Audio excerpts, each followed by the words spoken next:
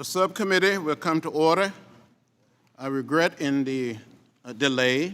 We had some votes on the floor. Good afternoon to everybody. Let me begin by congratulating the ranking member, Mr. Kelly, on his appointment to this subcommittee. I hope that we will continue the good and thoughtful work on behalf of the American taxpayers. We have been called, we have been chosen to lead at this time in our history. I would also like to welcome the new and returning members of the Oversight Subcommittee. I look forward to working with each and every one of you in the 116th Congress. During today's hearing, we will examine a topic of great interest to the American people.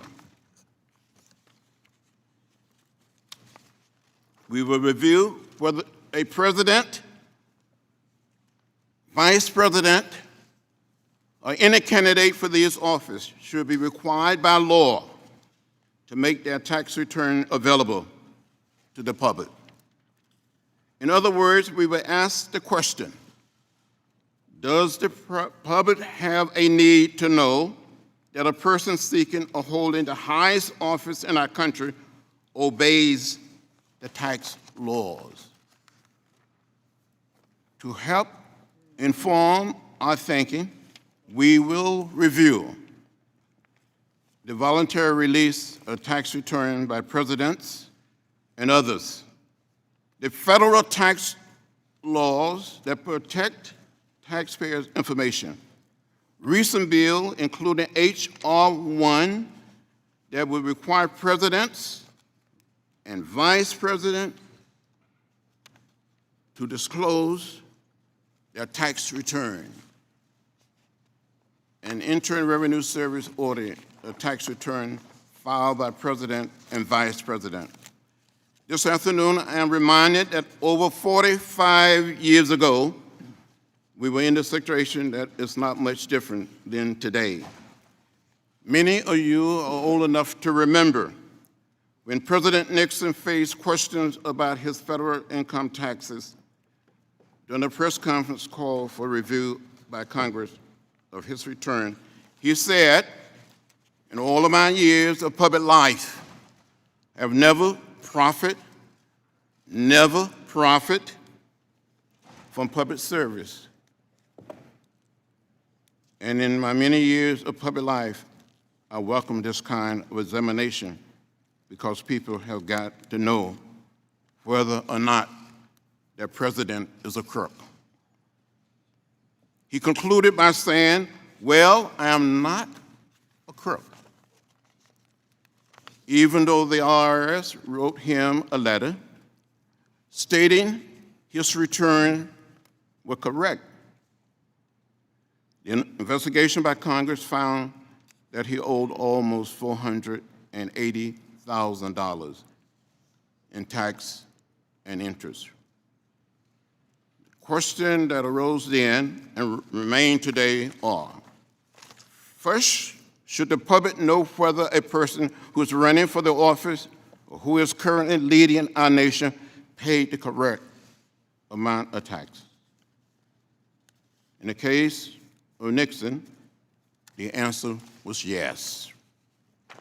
Second, is it fair to expect the IRS to enforce federal tax law against the president, who is the head of the executive branch and has final control of the agency? In the case of Nixon, the answer was no. These and other grave questions require thoughtful and serious consideration.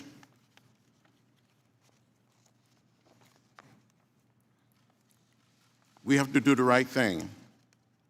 We are called to do the right thing. We have been selected. We have been chosen. I thank our experts for joining us today, and I look forward to their testimony.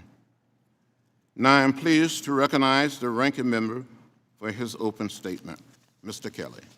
Thank you, Mr. Chairman.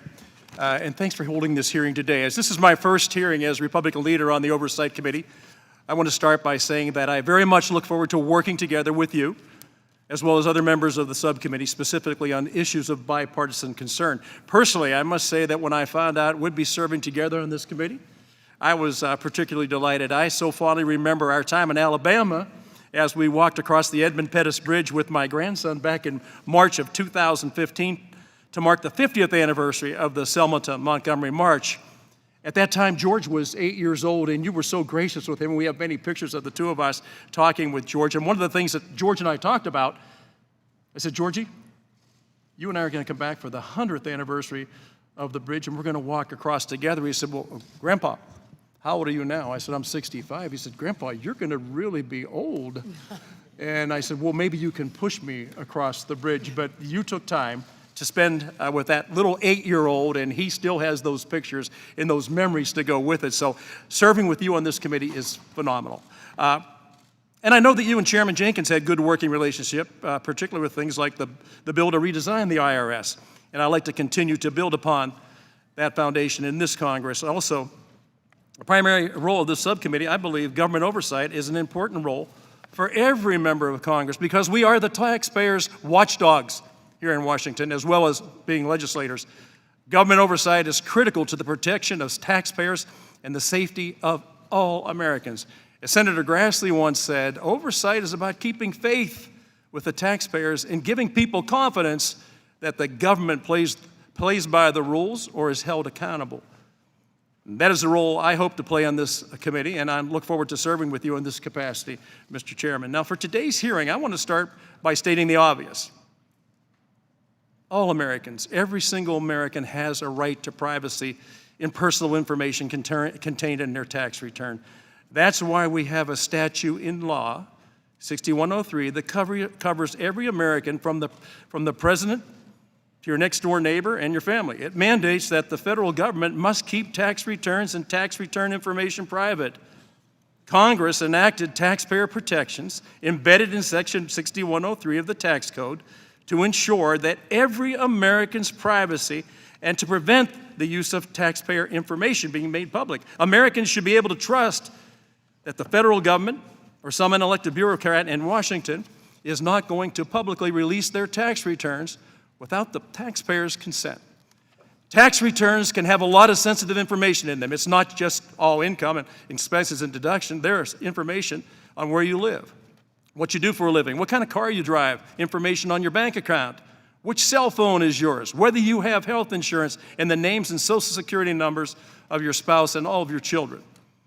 Keeping this information confidential is critical to the integrity of the U.S. tax system, which is only functional because taxpayers voluntarily pay their taxes. According to the National Taxpayer Advocate, 98% of all tax revenue paid by American taxpayers is paid voluntarily.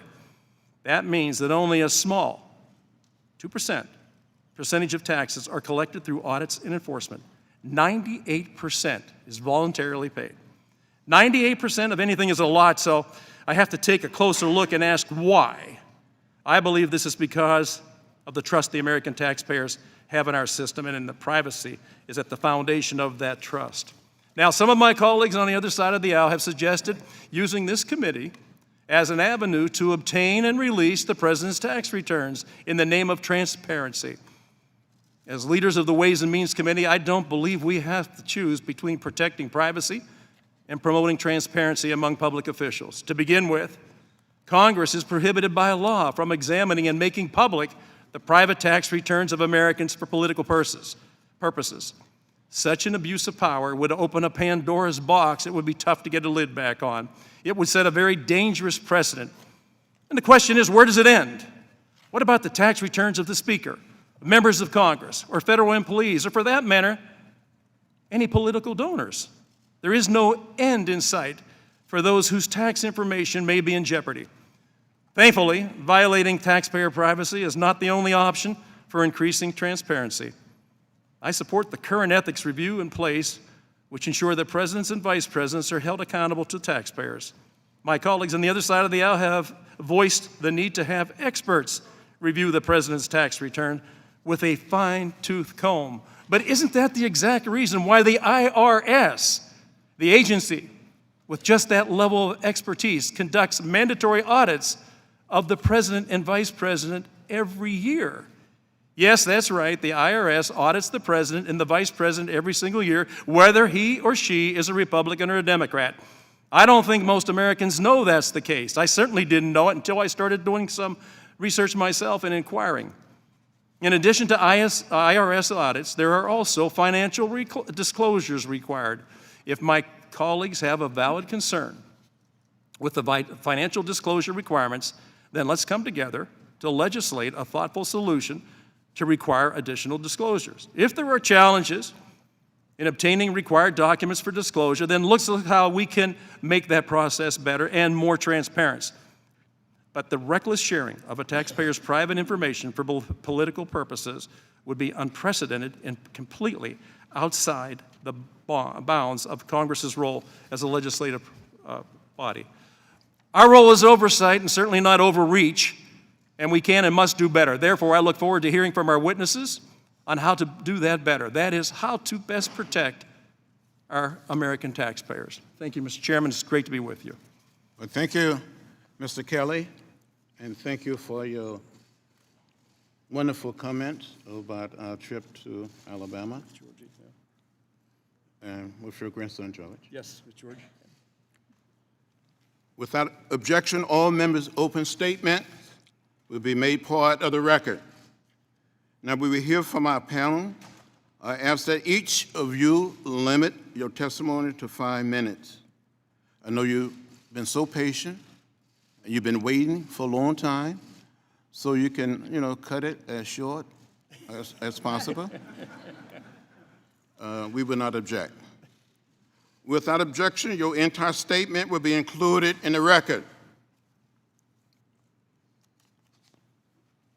It is now my pleasure to introduce the Director of the Tax History Project, Mr. Joseph Thorndike. You may begin, sir. Good afternoon, Chairman Lewis, Ranking Member Kelly, and members of the I should have said Dr. Thorndike. Yeah. Thank you, Doctor. Thank you. It's an honor and privilege to be here today to talk about the long voluntary tradition of tax return disclosure by American presidents, vice presidents, and major party nominees. As has been said, I'm Joseph Thorndike, Director of the Tax History Project at Tax Analysts, a nonprofit, nonpartisan provider of tax information. As part of my job, I'm the curator of an electronic collection of presidential tax returns. I speak today on my own behalf, not for any organization. I'll be making 2 main points. First, for more than 40 years, American presidents have been making substantial voluntary disclosures of personal tax information. Since 1977, those disclosures have been annual, with each sitting president releasing a complete tax return. Disclosures by vice presidents have been nearly as consistent, and major party nominees, while generally restricting their disclosures to campaign years, have also released at least 1 complete tax return and sometimes many more. This unbroken string of disclosures ended in 2016 when first candidate and then President Donald Trump declined to release any personal tax information. Second, this tradition of voluntary tax disclosure is fragile. By its nature, a tradition can lack clear standards and procedures. It tends to vary and change and perhaps to even weaken over time. Some political leaders have resisted or dragged their feet about disclosure. Until 2016, all ultimately chose to comply. But absent clear, binding, bright-line requirements, the nature of that compliance has varied considerably. That variability has underscored the vulnerability of the tradition itself. Let me talk just briefly about origins, which the chairman has already mentioned. Rarely does the hand of history weigh quite so heavily on current policy as it does around this topic. Over the past 4 decades, American politicians have been releasing their personal tax returns because President Nixon chose to release his personal tax returns, albeit under some duress. Nixon's tax troubles came to light in a lawsuit that happened to mention a large deduction he had taken for the donation of his vice presidential papers to the National Archives. That revelation gave rise to months of speculation and ultimately a leak from within the IRS. To help quell the scandal, Nixon released 4 years of personal returns and invited the Joint Committee on Internal Revenue Taxation, as it was then called, to examine those returns. It's worth noting that Nixon made this release while already under audit by the Internal Revenue Service. Beginning with Jimmy Carter, every president through Barack Obama has opted to release a complete tax return during each year in which he has held office. The same is true for vice presidents since Walter Mondale, including Vice President Pence. Similarly, beginning in 1976 and continuing through 2012, every major party nominee and his or her running mate has made at least one significant disclosure. From 1980 to 2012, these have included at least one complete tax return, and sometimes as many as 30. While presidents, vice presidents, and major party nominees have generally observed the tradition of disclosure, there have been occasional issues, especially around the disclosure of tax returns filed by candidate spouses, some of which have included partnership and business returns that those spouses were disinclined to release. In addition, the 2016 election featured numerous incomplete tax disclosures, with candidates from both parties opting to release just the Form 1040 rather than a complete return. It bears notice that if Nixon had released only his Form 1040 in 1973, investigators would have been unable to discover the most serious problems with his returns. I'd like to turn briefly to the subject of these presidential audits that have already been mentioned. In 1977, the IRS established new procedures, still enforced, requiring an annual audit for every president and vice president while in office. According to IRS officials at the time, the policy was established in light of, quote, everything that has happened.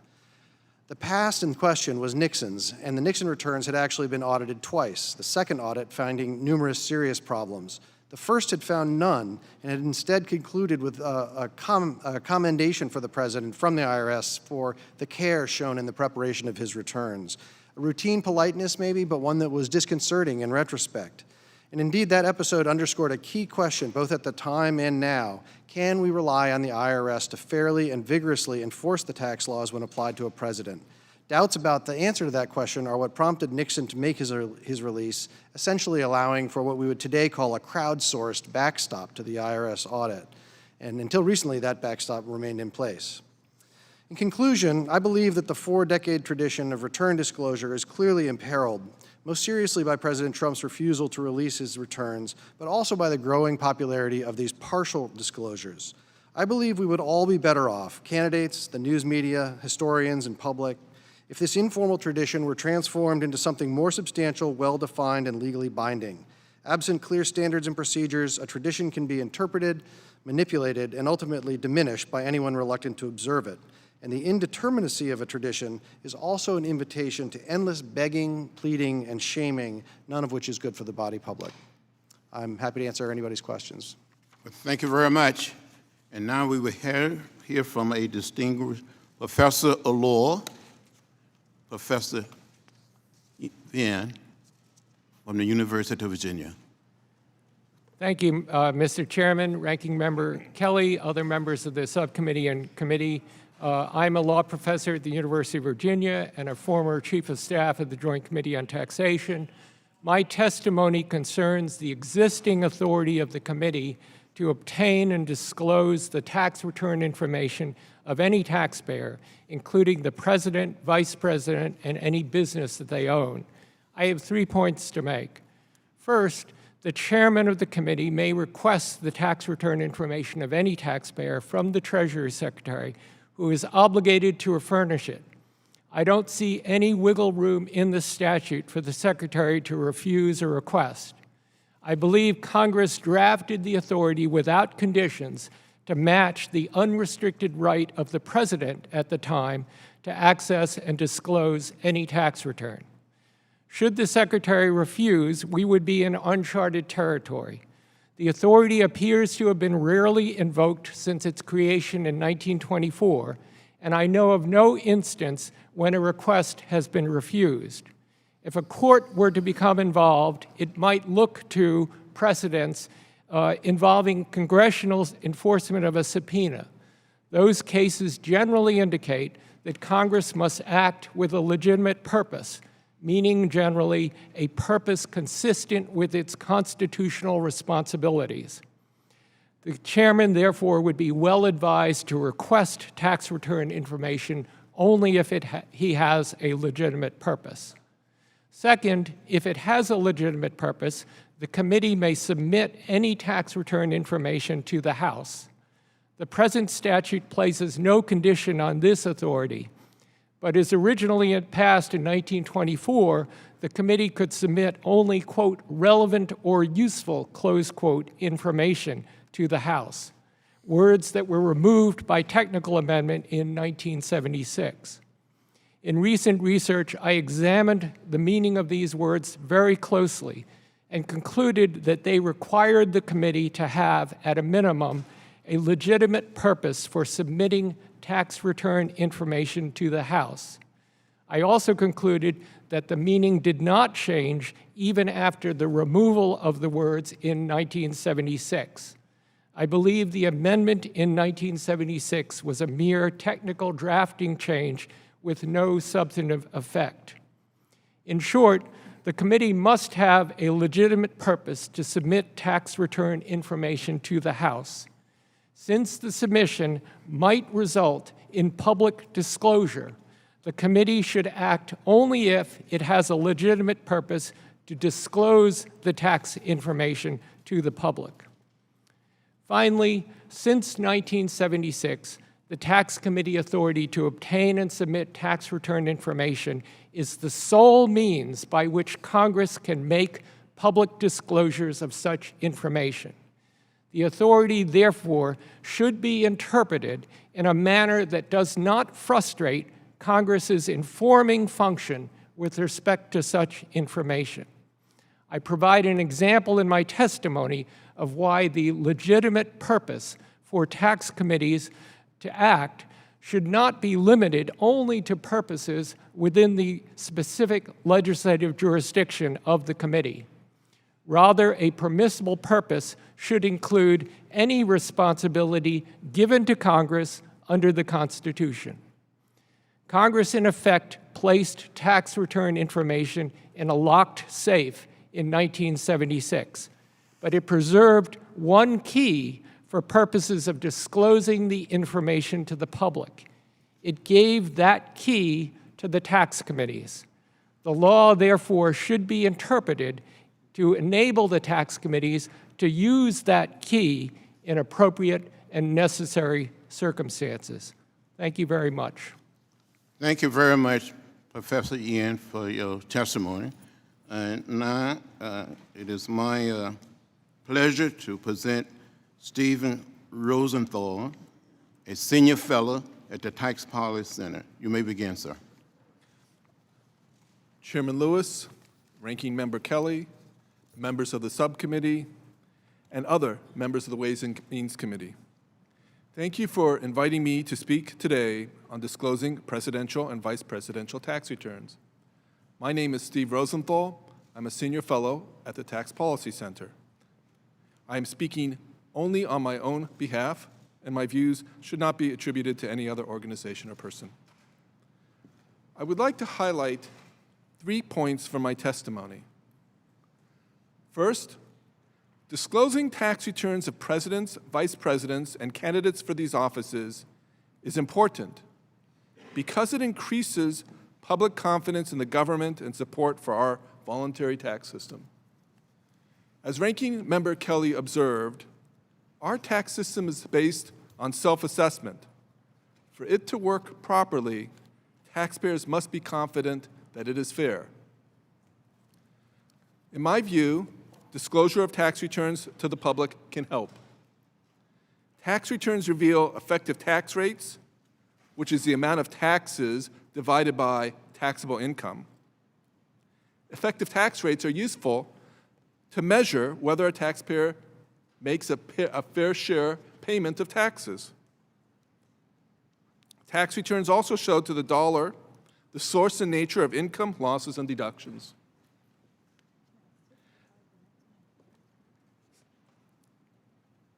Second, tax return information and other tax information of presidents and vice presidents enhances the ability of Congress to oversee the executive branch, which is critical to our checks and balances.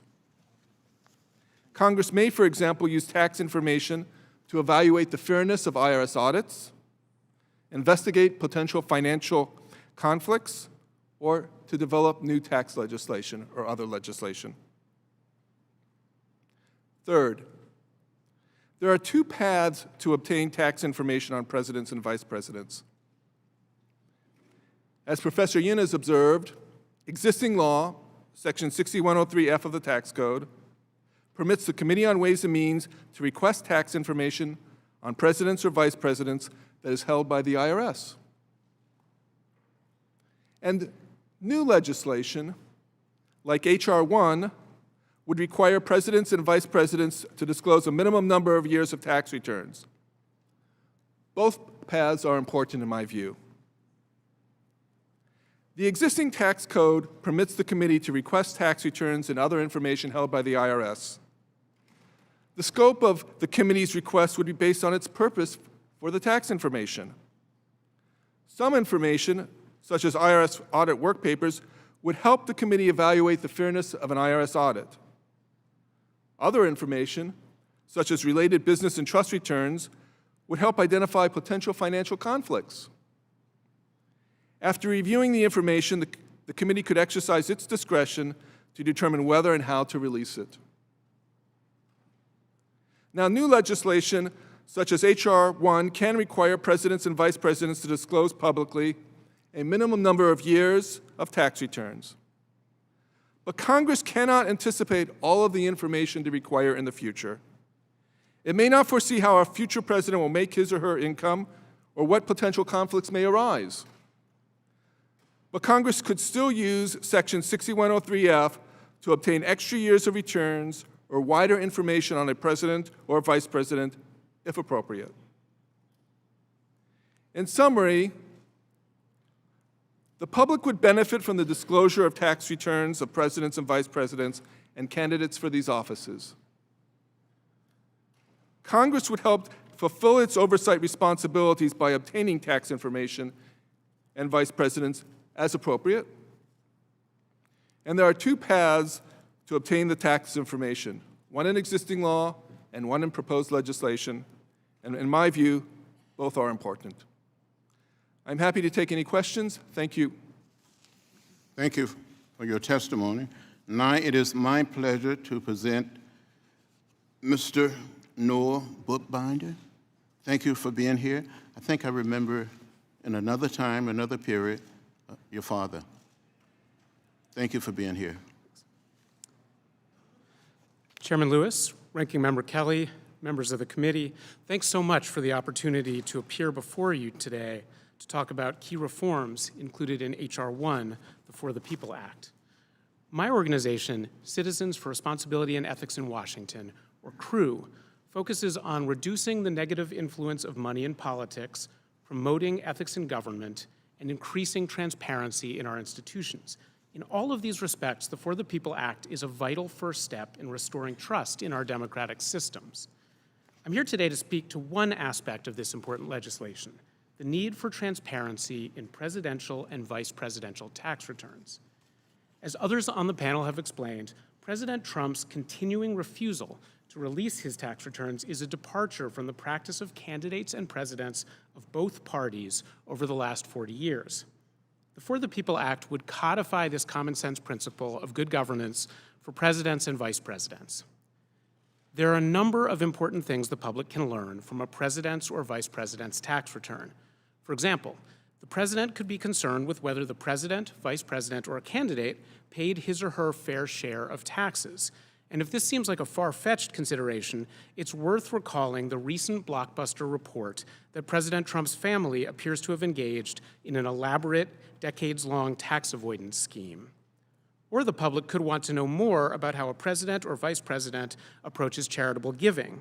In the case of President Trump, the public would be able to build on Crew's work and the subsequent work of New York's Attorney General, investigating how the president may have misused his now-defunct charitable foundation. However, I'd like to highlight one critical function of presidential and vice presidential tax transparency: to identify and publicly expose potential financial conflicts of interest. If not addressed, these conflicts cast doubt on every aspect of a president's job. The past 2 years have demonstrated this in vivid detail. The public cannot currently have confidence in President Trump's decisions because his finances remain opaque. We cannot know if his decisions are made in the public's interest or in his own financial interest because we don't know what his financial interests are. These unknowns are particularly troubling given President Trump's decision to maintain ownership of his businesses while serving as president. Understanding President Trump's financial interests could, for example, shed light on exactly how he and his businesses will be affected by the massive tax legislation he championed last year. It could help us understand whether he is receiving funds from foreign sources, be they Russian, Saudi Arabian, Chinese, or otherwise. Or we could learn other things about his finances that we haven't even thought to ask yet. Ultimately, tax transparency would open the public's eyes to investigative threads that could lead to greater accountability for the occupants of our nation's highest offices. The example of President Trump's tax returns demonstrates one way in which the current provisions in H.R. 1 should actually go further. Simply obtaining the president's individual tax returns will not necessarily shine light onto the hundreds of distinct corporations he owns under the umbrella of the Trump Organization. It is equally, if not more important, to obtain the president's business tax returns, something that this legislation does not currently require. I'd be happy to work with the committee to update the legislation to include such a requirement. One justification President Trump has provided for not disclosing his tax returns is that his returns are under audit. As many have noted, this did not stop others in the past, including even President Nixon, from releasing their tax returns. But more importantly, Congress should consider whether the existing requirement that the IRS audit every president's and vice president's tax returns can realistically serve its purpose. Congress must question whether we can have full confidence in the IRS, which is overseen by a presidential appointee, to thoroughly review the president's taxes. Public disclosure of the president's and vice president's tax returns can substantially mitigate these concerns. If the public can ultimately see what is filed, the IRS can be protected against charges that it was too easy or too hard on the president. Public review also has the added benefit of giving the American people a greater ability to evaluate the decisions made by the president and any conflicts that may affect these decisions, something an IRS audit cannot provide. I'll close by reiterating an important point. By ensuring the transparency of presidential and vice presidential tax returns, H.R. 1 would not only impact this current president, it would force every president and vice president and every major candidate for these positions in the future, regardless of party, to publicly disclose this information. This provision is nonpartisan. We must ensure the transparency we need at the highest levels of government in order to restore faith that our leaders are acting in the interest of the American people, not in their own interest. For all of these reasons, Congress should implement and indeed strengthen the tax return provision in H.R. 1. Thank you for the opportunity to address the subcommittee today. I'm happy to answer any questions members may have. Thank you very much, Mr. Bookbinder. Good to see you. Now it is my pleasure to welcome a gentleman back to the committee who's not a stranger, Mr. Ken Keyes, the Manager Director of the Federal Policy Group. You may begin, sir.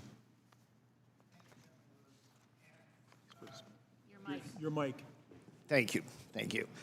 Chairman Lewis, Ranking Member Kelly, and distinguished members of the subcommittee and also members of the Ways and Means Committee, I'm the Managing Director of the Federal Policy Group. Thank you for inviting me to speak on tax law related to presidential and vice presidential tax returns. During my time in governmental service as Chief of Staff of the Joint Committee on Taxation, as well as when I was the Chief Republican Tax Counsel of Ways and Means, I've had the occasion to review the law surrounding the handling and disclosure of tax return information, as well as to advise members of Congress with respect to thereto. And my comments today are informed by this experience.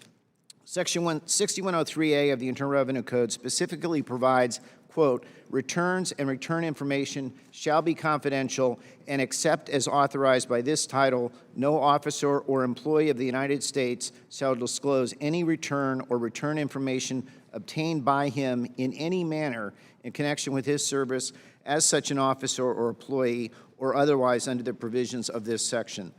The code provision has sometimes been described as a general prohibition on the disclosure of tax returns and tax return information. While I agree that the provision does prohibit disclosure, I note that the characterization of this rule as a general restriction is somewhat misleading. Instead, I would describe the provision as a blanket rule against disclosure by any authorized recipient of returns, with disclosure allowed in some limited situations that I will describe later. For purposes of this hearing, an even more relevant aspect of the blanket restriction as it pertains to members of Congress and their staff is that the prohibition rule explicitly refers to returns obtained, quote, in any manner with being a member of Congress or employed by one, including returns that were obtained under the provisions of this section. This is a crucial point to remember when considering how the blanket rule against disclosure of returns relates with the limited exceptions provided in this section. Just because a member of Congress or employee of such member is entitled to have returns disclosed to him or her, that member or employee is still prohibited from then disclosing the returns to another unless further disclosure is explicitly allowed by reason of this section.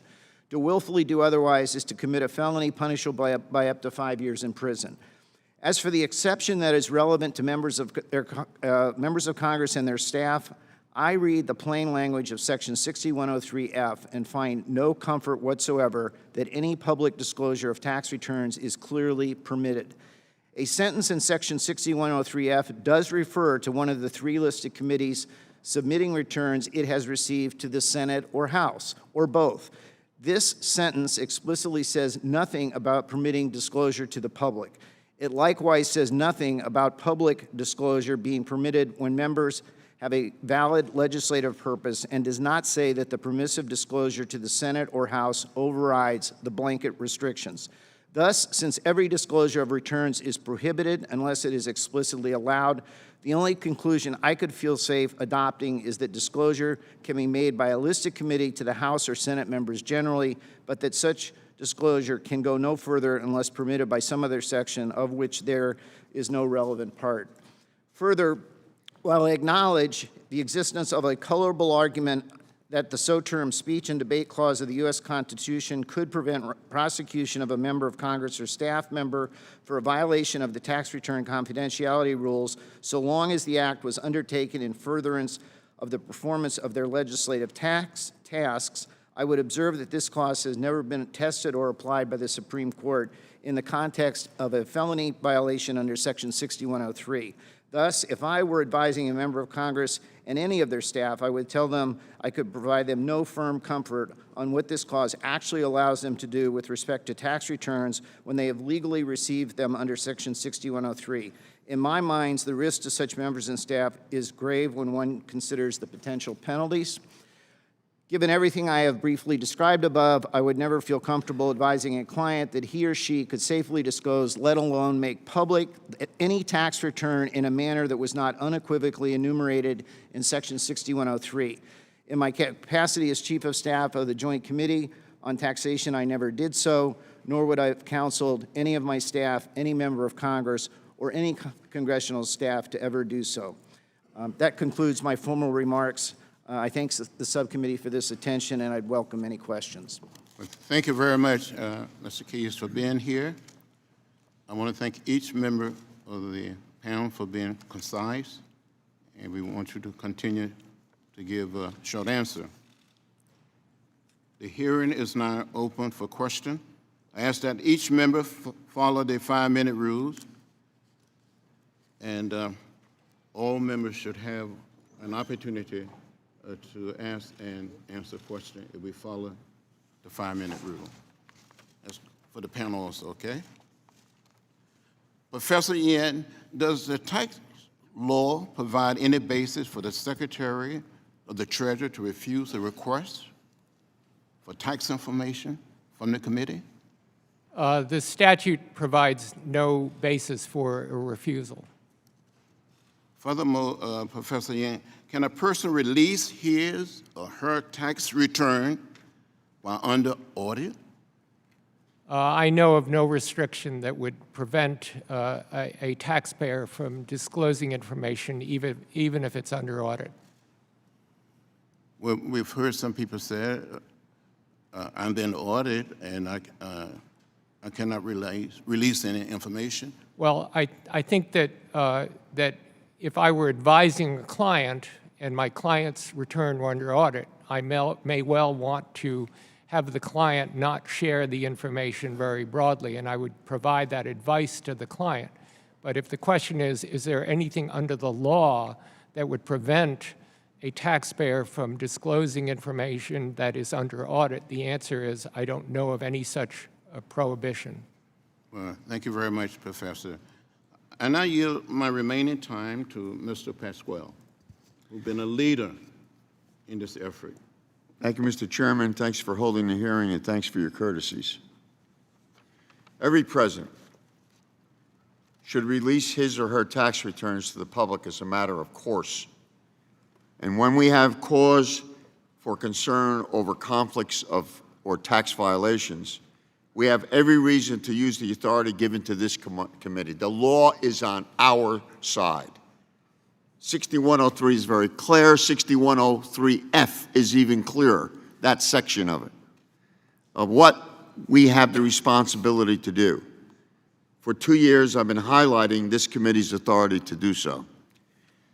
We introduced the Presidential Tax Transparency Act, along with Representative Anna Eshoo of California. Our bill would require every presidential and vice presidential candidate to release their tax returns to the public. I am pleased our proposal is part of H.R. 1, the first bill introduced by Democratic members of the House in this Congress. This committee has oversight over our nation's tax system and laws. In fact, the Ways and Means Committee has oversight over IRS. Our tax system requires honesty from taxpayers and from the IRS. The element of good faith is implicit to a functioning tax system. If a president is cheating the system or evading taxes or otherwise violating the tax laws of our country, why should any citizen feel compelled to comply? No one is above the law.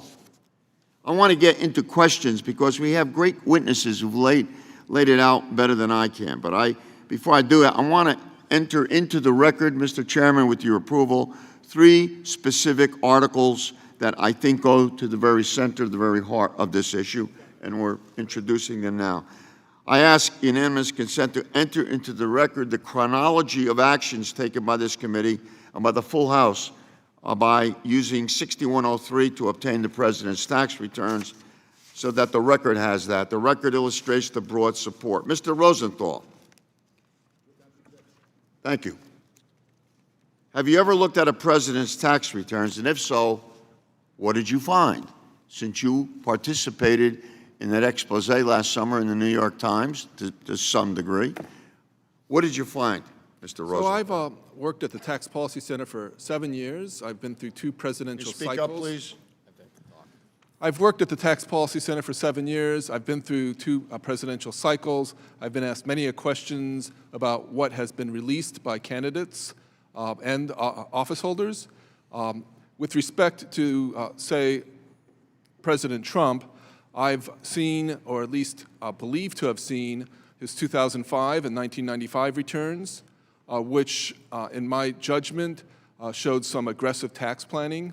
I've spent a lot of time with the New York Times and other media helping to translate what you see when you find glimpses of an office holder's tax returns.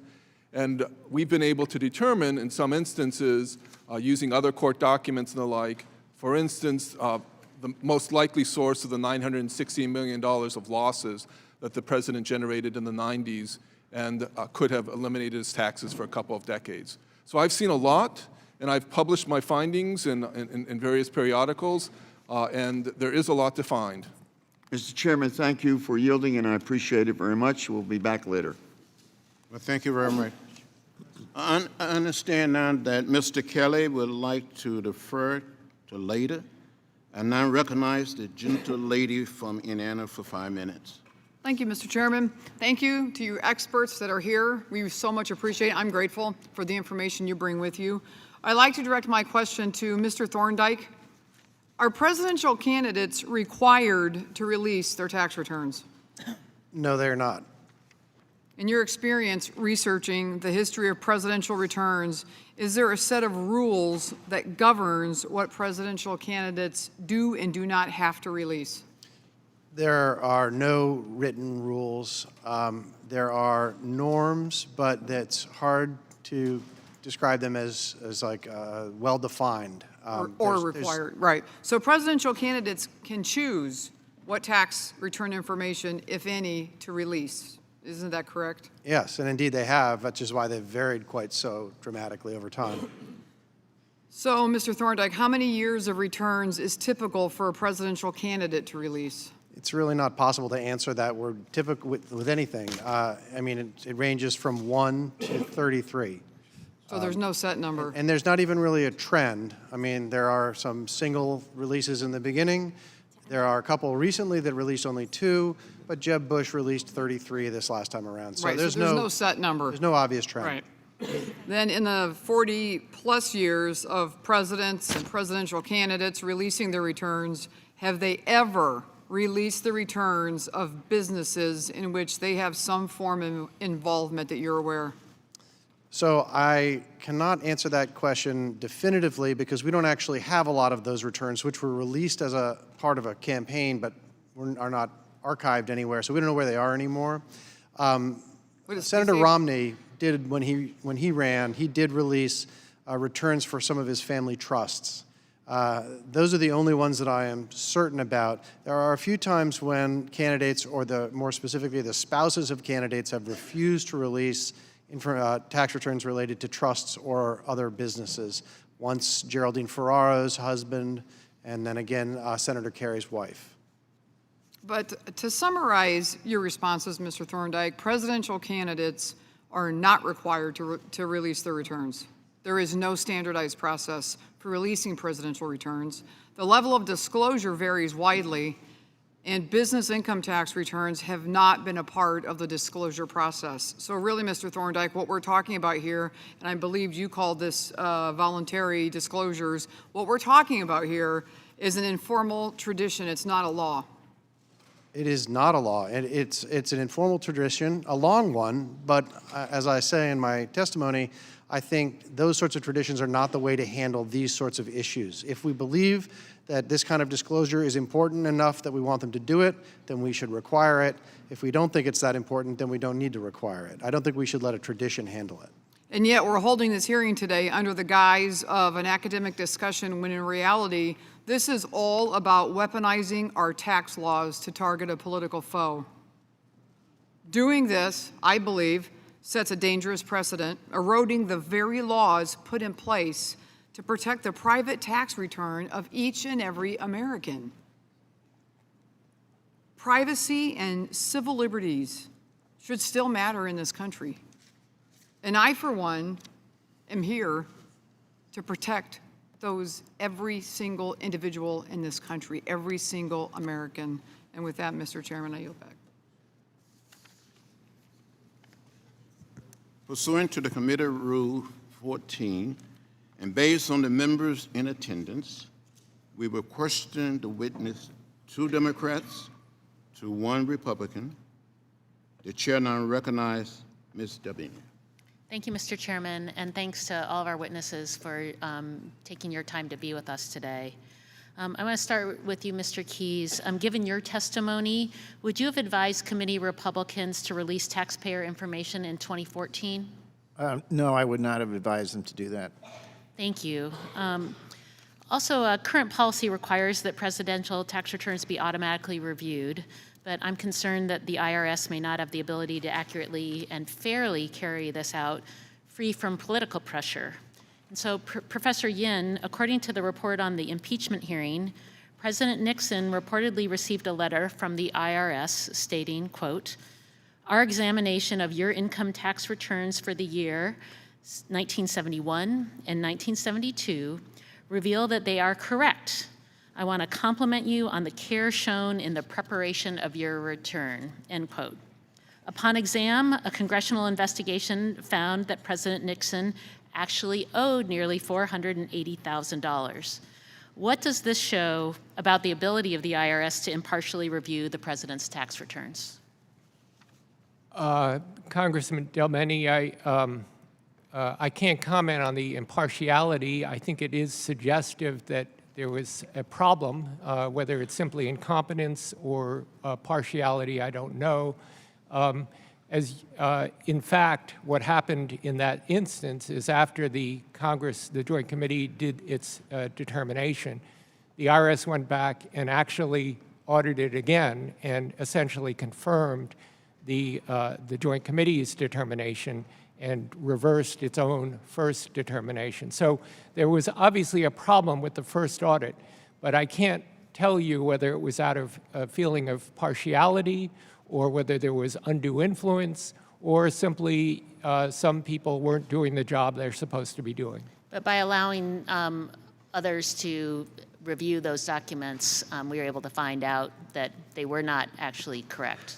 Well, I think it certainly raises an issue that might be worthy of the committee's concern, which is that if a very high-ranking official is being audited, whether it's the president or the treasury secretary or somebody of that nature who has a supervisory role over the auditors, it seems to me that it might be a good policy for the committee to double-check that type of situation.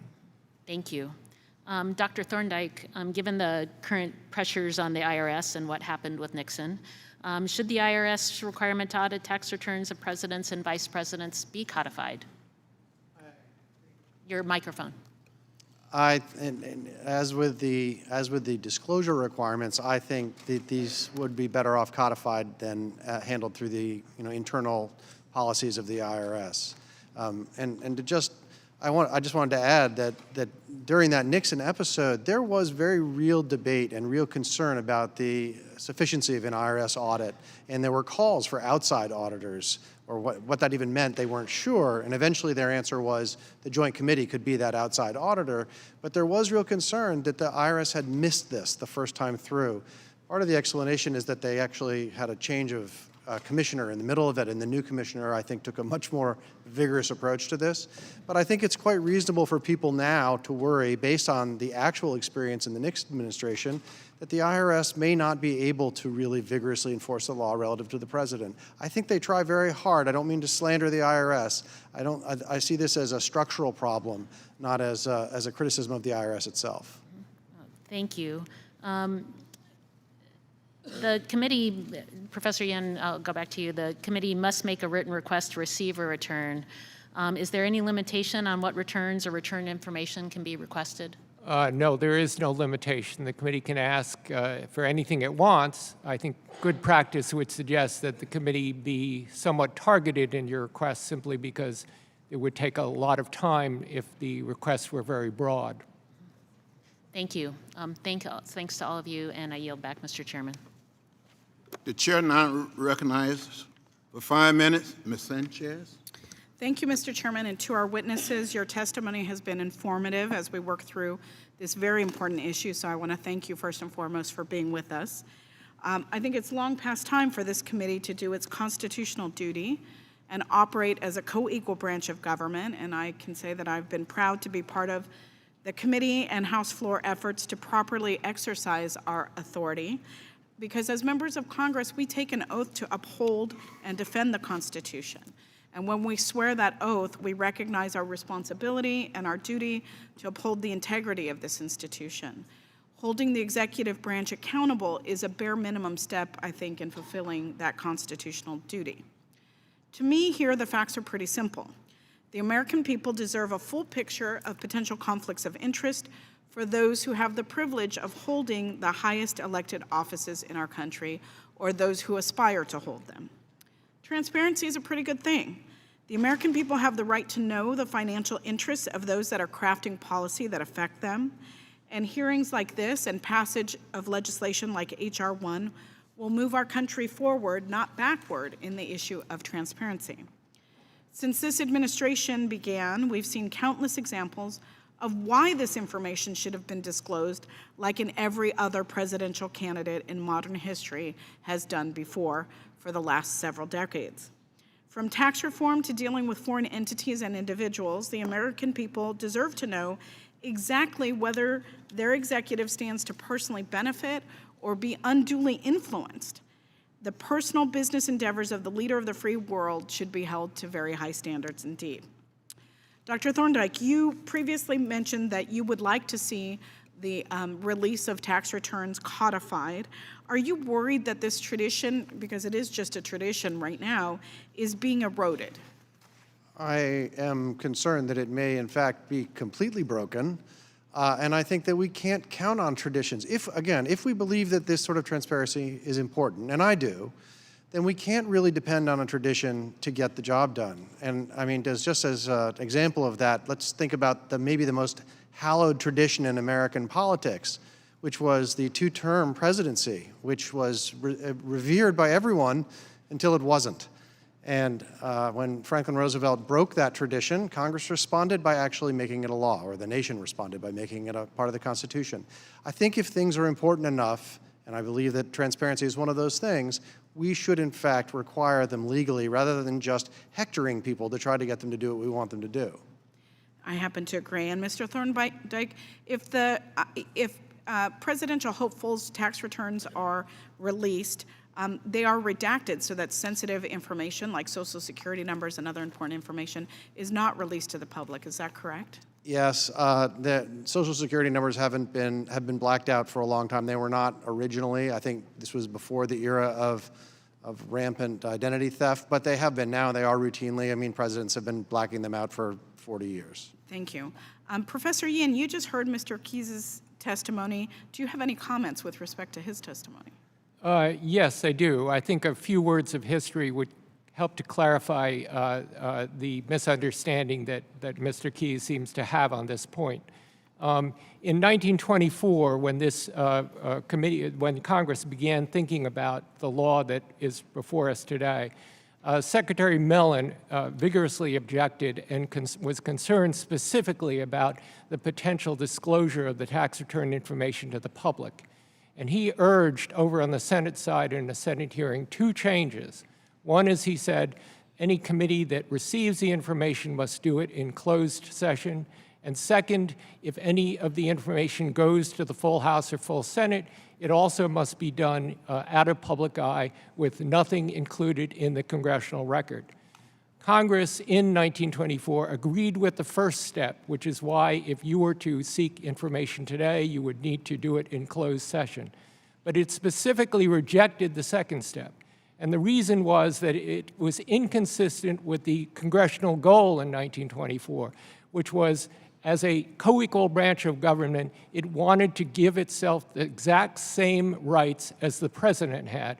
The president at the time had the ability to obtain and disclose anybody's tax returns.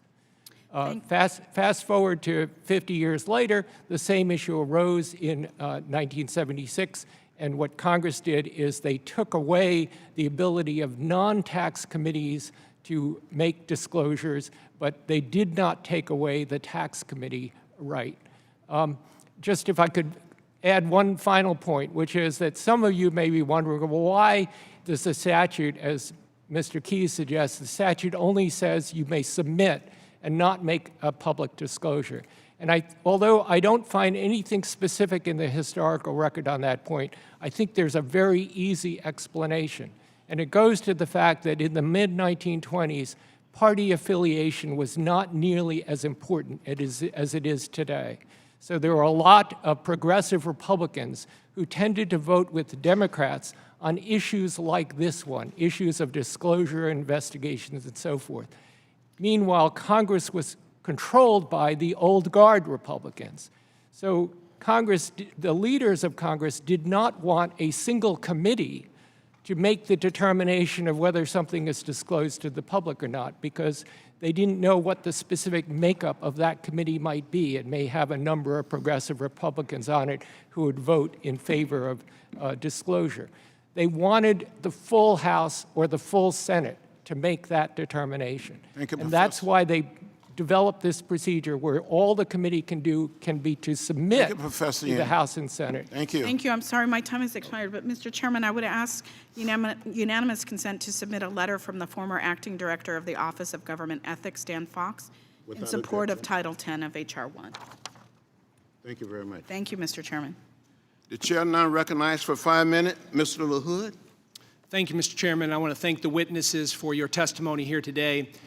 In a prior career for me, I was honored to serve as a federal prosecutor and a state prosecutor, appeared before many grand juries. Section 6103 under the statute allows the federal grand jury to subpoena tax records. And I guess as I look at this issue, obviously it's not a surprise to anybody. We have an ongoing independent counsel investigation, a grand jury that's been impaneled for over 18 months. Out of that grand jury investigation have been a number of indictments related to tax fraud. Clearly, under this grand jury of the independent counsel, as with others over the last 40 years, there's the authority broad to go after tax records, look at criminal violations, look at civil violations, and I have no doubt that's ongoing today.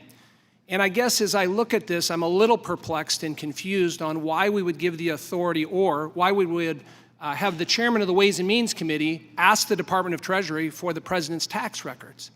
And as I look at the last 40 years of the independent counsel investigation statute, I've been trying to figure out whether there's been another example of this, and I have not seen any, and so that causes me some real concern. And I guess, Professor Yin, you're the historian. Can you provide the committee with an example of where the chairman of the Ways and Means Committee has asked the executive branch for their taxes when there's an ongoing Department of Justice independent counsel investigation? Congressman LaHood, I can't think of an example off the top of my head, Thank but you. I think it's important to understand. Reclaiming my time, would it surprise you to learn that one does not exist?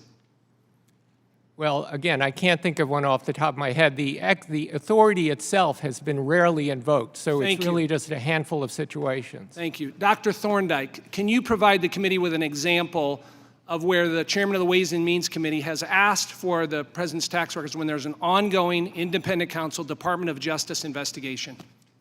No. Do you have any evidence to support that that's been done in the past? I'm not aware of anyone having requested the president's tax returns in the past. Am I correct about While that? there's an ongoing independent counsel investigation? Yeah, but has there been any, have they ever requested one? Well, again, would it surprise you to learn that that, in fact, has not happened? No. Okay. Mr. Rosenthal, same question to you. Can you provide the committee with an example of when that's occurred? I'm unaware of the historical record on this point. Thank you. Mr. Bookbinder? I guess I would say that I believe that presidents have voluntarily disclosed their tax returns while under independent counsel investigation. So I'm not sure the issue would have come up. So let me ask you this. So on that point, Whitewater was an independent counsel investigation, correct? During that time, do you know if the Ways and Means chairman asked for the president's tax records? I don't know, but I believe the president voluntarily disclosed them. So President Clinton voluntarily disclosed them? Is that your testimony today? You know, I'd really defer to the historians, but my sense is that for 40 years, presidents routinely have voluntarily disclosed tax records. Would you be surprised to learn that the chairman of the Ways and Means Committee has never asked for that with an ongoing independent counsel investigation? I don't have any reason to think differently than the historians on this panel. Well, thank you for that. I guess going back to my original thoughts on this, as I look at it, we've had approximately 30 independent investigations by DOJ. And the broad authority that they have, like this independent counsel has, is real. And to think that this committee would want to be engaged with asking the Department of Treasury for the president's tax records, again, is confusing to me. It's never been done. And as I look at what this committee should be based on, this seems to me like a waste of time, of resources, and energy here. And as we talked, Professor Yin, you did a great job talking about the legitimate purpose for why this should be used. And I look at the legitimate purpose and the legal purpose on this, and I do not see it. And I go back to what a number of my colleagues said on weaponizing the tax code and setting a precedent that's never been done. And we should all be concerned about that. Thank you. I yield back.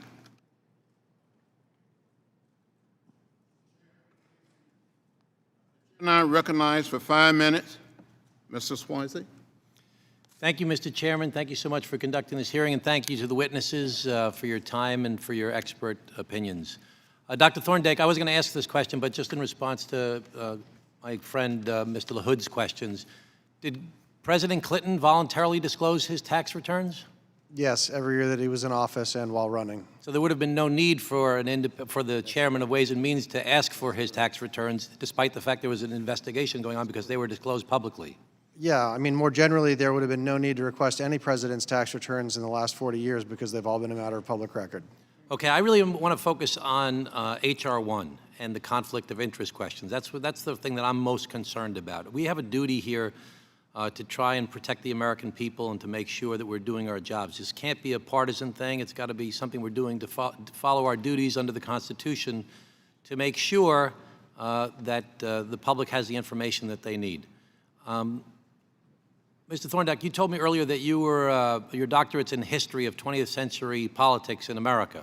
Yes. So what would be examples of conflicts of interest that someone might have had throughout history, or maybe something that was uncovered in some of these disclosures that have taken place? Or if you can't think of a specific instance of something that's been discovered, what would you speculate could be a potential type of conflict? Give us like real type of examples. Well, I mean, I'm not aware of there ever being any discovery of financial conflicts of interest involving an American president. They may have been there and not revealed. Most presidents have put their assets in blind trust, so it's not clear whether or not the president would even be aware of what those conflicts might be. I mean, you know, one could imagine that any piece of legislation, if it is going to change the tax code in a way that benefits the president, might be of relevance to the president. Is that a conflict of interest? I mean, that's hard to know. Well, it's really the appearance of a conflict of interest is what we're most concerned about, isn't it? Yes, I mean, and So for example, President Johnson had a lot of business interests, for example. Would there be potential conflicts of interest based upon your knowledge of his history? I would imagine so. I mean, this was before presidents were releasing their tax returns, so we wouldn't know exactly what they are. So, Mr. Bookbinder, you talked about different types of conflict of interest that could potentially exist. What are the ones that you're concerned about most? Well, I would just first of all say that part of the reason why it's hard to find a historical example is because no president has retained a massive global business interest the way that President Trump has previously. So we're really in uncharted territory here. But I would be very interested in the most basic conflicts kinds of questions in terms of how would the president's own tax interests be affected by the changes to the tax law he's made? And then we've also seen that this president has had extensive business dealings with foreign interests. That's something we could learn more about potentially from tax returns. That could be incredibly important. Well, how would we find that in a tax return if it's his individual tax returns? Would the individual tax returns be sufficient, or would you need to see his business tax returns as well? I mean, of course, it's hard to know exactly what would be in his tax returns. It may well be that if he's receiving foreign income that he'd be disclosing that. But certainly with the kinds of very complex business interests with literally over 500 different interrelated companies that this president has, it points out the importance of getting those business tax returns, which are going to give a lot more, potentially a lot more information about where the money's coming from and what the interests it doesn't have to be specific to President Trump, but could you give an example of a foreign interest in a business that would be a conflict for a chief executive? I mean, certainly, really almost, for instance, if there were, if a president had an LLC or some other kind of company which had a partner that was a foreign company, potentially even So a partner, so an investor could be someone from a foreign country that you could have undue influence. Exactly, and especially if it's what would be a type of business that a president could have an interest in that, if money was brought in through that business, would potentially impact the president's decision or vice president? Well, for instance, a lot of foreign governments have very extensive funds that invest in businesses. And so if there was a sovereign fund that was putting money into, say, a construction project, if there was a Saudi fund or a UAE fund, that could affect the way the president looks at any decision that involves that country, conceivably. Okay, my time's about to expire. I yield back, Mr. Chairman. Thank you. Well, thank you very much. Now the chair recognizes for 5 minutes, Ms. Shu. Mr. Yin, I understand that the chair of Ways and Means has the authority to ask for the president's tax returns. Then Ways and Means can vote to submit it to the House, and then the House can vote to make the returns public. Mr. Keyes made a startling assertion when he said that if the committee votes to release any tax return information to the full House, it would risk a criminal violation. In fact, he talked about a felony that would be worth 5 years in prison. Based on your expertise, do you agree with this interpretation? And I would like to also ask, do we indeed have the legal authority to obtain these tax returns and to submit it to the House to make it public? And why is it that we've had this authority for 100 years? Thank you, Congresswoman Chu. I don't agree with his view. I think that the historical record is very clear as to what the intention of Congress was in creating this authority for the tax committees, and it was to allow the potential of a public disclosure.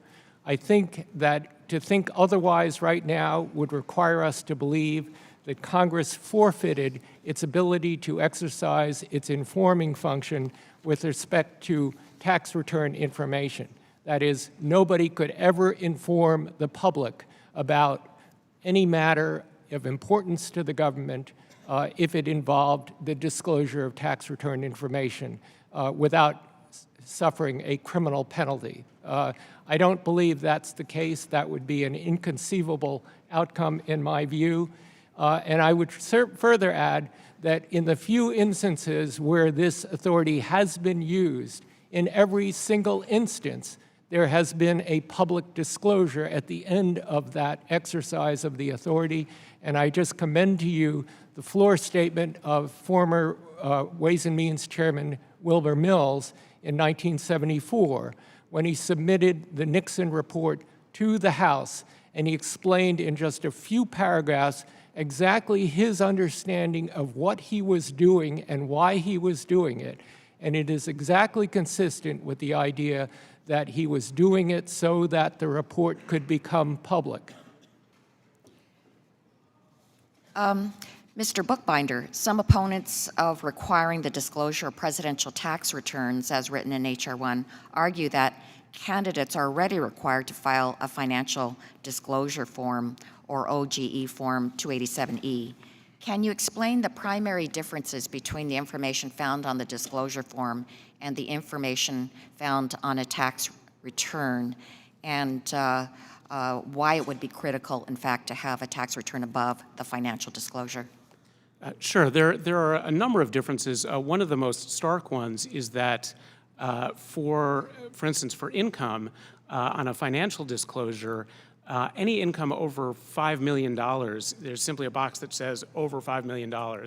So somebody could be making $6 million or $600 million, and we wouldn't know the difference looking at their financial disclosure form. Obviously, a tax return is going to be much more precise. There are a lot of areas from loans to investment partners where we're likely to get very different information from the tax returns than we get from the personal financial disclosure form.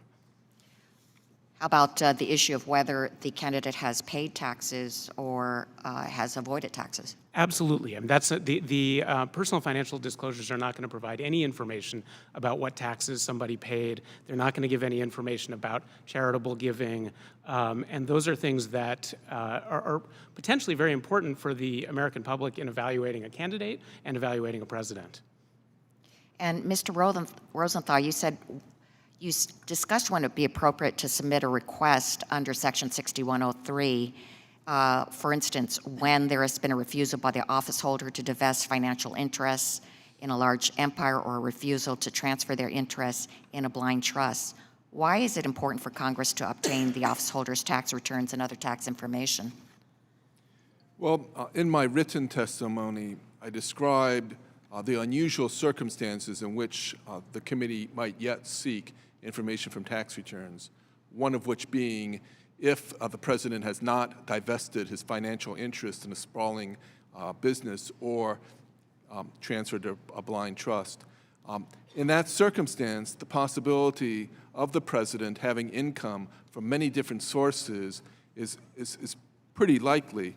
And so to see those partnership returns and the business returns could be pretty important. I'd point out, as Congressman Suozzi was asking the other witness here about partnership returns, I could tell you line 16 of the partnership return asks, does the partnership have any foreign partners?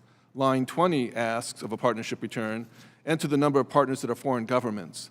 And so when there's a sprawling global economic empire that's comprised of LLCs and partnerships around the world, there are just a lot of questions to be asked. The 1040 is merely the collector of composite information without disclosing the kinds of detail you might like to have.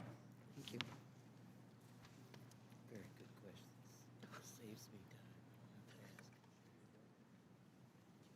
time. Mr. Chairman, let the record reflect that my name is Swazi, not Swoozy. I apologize. I yield back. Thank you. The chair now recognizes for 5 minutes Dr. Winter. Thank you, Mr. Chairman. I appreciate that. Let me just start with you, Ms. Keys. What is the purpose of the IRS? To collect the revenue to fund the federal government, And what is the purpose of an audit conducted by the IRS? to hopefully make sure that people, when they are voluntarily complying, or actually are complying with the statutes, which are in some cases quite complex, but that's the purpose of audits. And the president and vice president get audited every year? Correct. According to law now. Okay, so Mr. Pasquale, you said something before that really hit home. You said no one is above the law, and I agree with you 100%. Is it the law that the president or vice president bring forward their tax returns to the American people? Is it the law that what? Is it a law that the president or vice president bring their tax returns forward to the American people? Well, as I think we've confirmed. We see a testimony on that. Yeah, that is not the law. That is correct. And no one is above the law. But at the same time, no one should be forced to violate a law that maintains their privacy. You know, as a doctor, I think about what we go through to make sure we understand HIPAA and the privacy of our patients and how important that is. And it's there for a reason. It's there for a reason for patients to be protected on their private information, and especially about their health care or other personal information. And why is that? And in part because people can take something from your health record and possibly use it for nefarious means or for political purposes, if they so choose. That's the purpose of that, whether it's an innocent part of your health care record or not. And so I kind of look at this the same way, but I also want to bring up, maybe any of you can tell me, and I know in the past, some presidents have put forth their health record, given the results of their entire physical. Is that true? Can anyone attest to that? I know you're mostly tax experts, but is that true? And some have not. Yeah. And that should be their choice. That should be their privacy. We have the checks and balances in place. We have the audits in place. But people, every American, deserves their privacy. And I compare the two. And let's take an example. And I was not around to necessarily know, but America did not know that President Roosevelt could not stand. And my guess is maybe he wanted to keep that private, so it wasn't used against him for nefarious purposes. And I think the privacy of American citizens at every level, whether it's their health care, their tax returns, there are the checks and balances there, in place for the president and vice president. And they have their rights, each and every one of us. With that, I would like to yield the balance of my time to Mr. Kelly. Thank you, Doctor. Just while you're all there, and I'm trying to understand this, is there anybody that doubts that the president or the vice president's tax returns are not being audited by the IRS? Doctor? Dr. Thorndike? I don't doubt that they're being audited. Professor, yeah? I really don't have any knowledge on that. Well, yes, but you do. You're the historian. Are you telling me that you don't know that the president and the vice president's taxes are not being audited? I know what is in the IRM, but I don't know whether, in fact, that is being carried out. I have no knowledge of that. Okay. Mr. Rosenthal. Like Professor Yin, I've read the Internal Revenue Manual, which calls for. So the fact that we all know that they get audited, the fact that you weren't there to see them audit makes you wonder if it actually is being done? Whether the president is being audited or not is tax return information and cannot be disclosed. And so the IRS will not. Wait, not until we had this meeting tonight. Not until a law were passed. Oh, okay, I get it. Mr. Bookbinder. No, the same. And we certainly don't know. You don't know. What manner of audit was done, Okay. assuming it was done. Mr. Keyes. I think it's highly unlikely that the IRS is not auditing the president and vice president, given what their own Internal Revenue Manual says. I find that inconceivable. Yes, I think we all know that, especially if I was an historian that studied this, I'd have a pretty good idea what was taking place. So the only difference tonight is we're talking about the ability to make this president, this duly elected president's tax returns public. Okay, thank you. I'll yield back.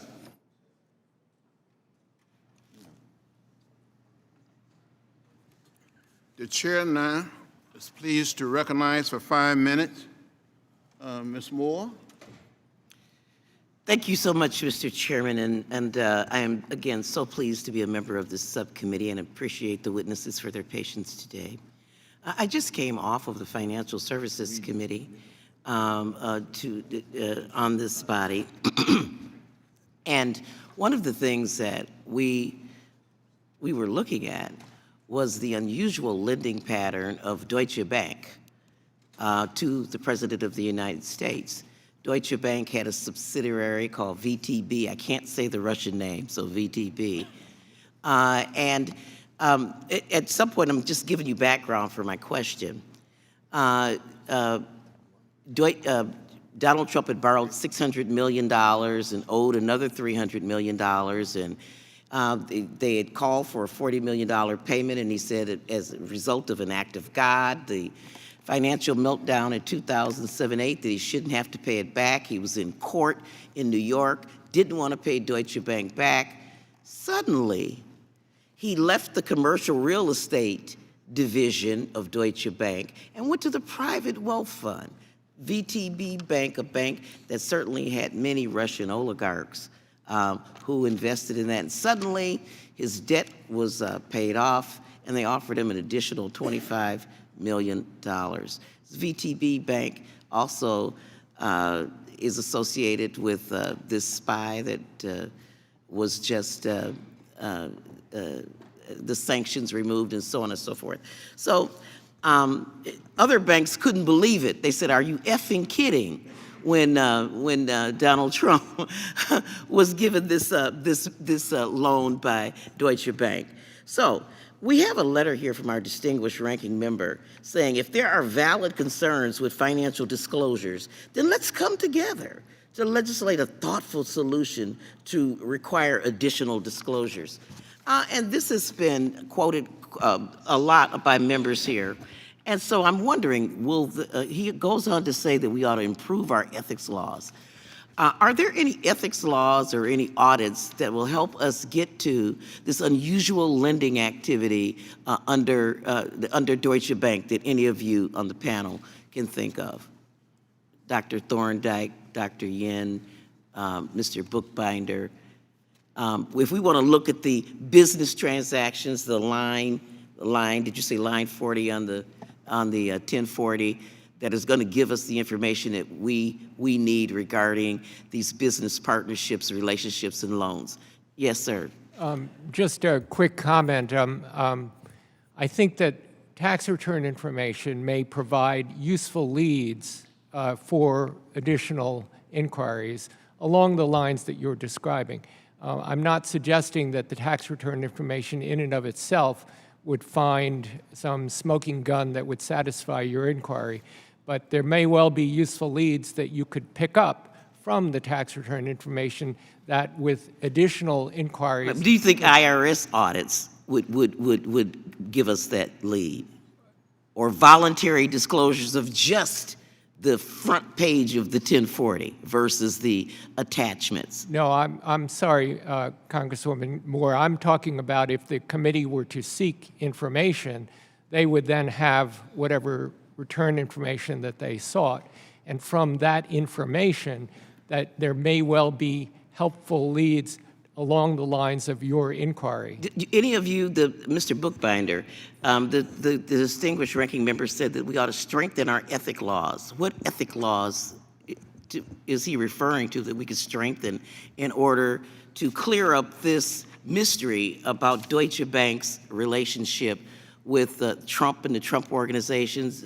By the way, Trump Tower was supposed to be built by VTB, the subsidiary of Deutsche Bank. Can you just tell us what ethic laws we could strengthen that would give us this information versus these tax returns?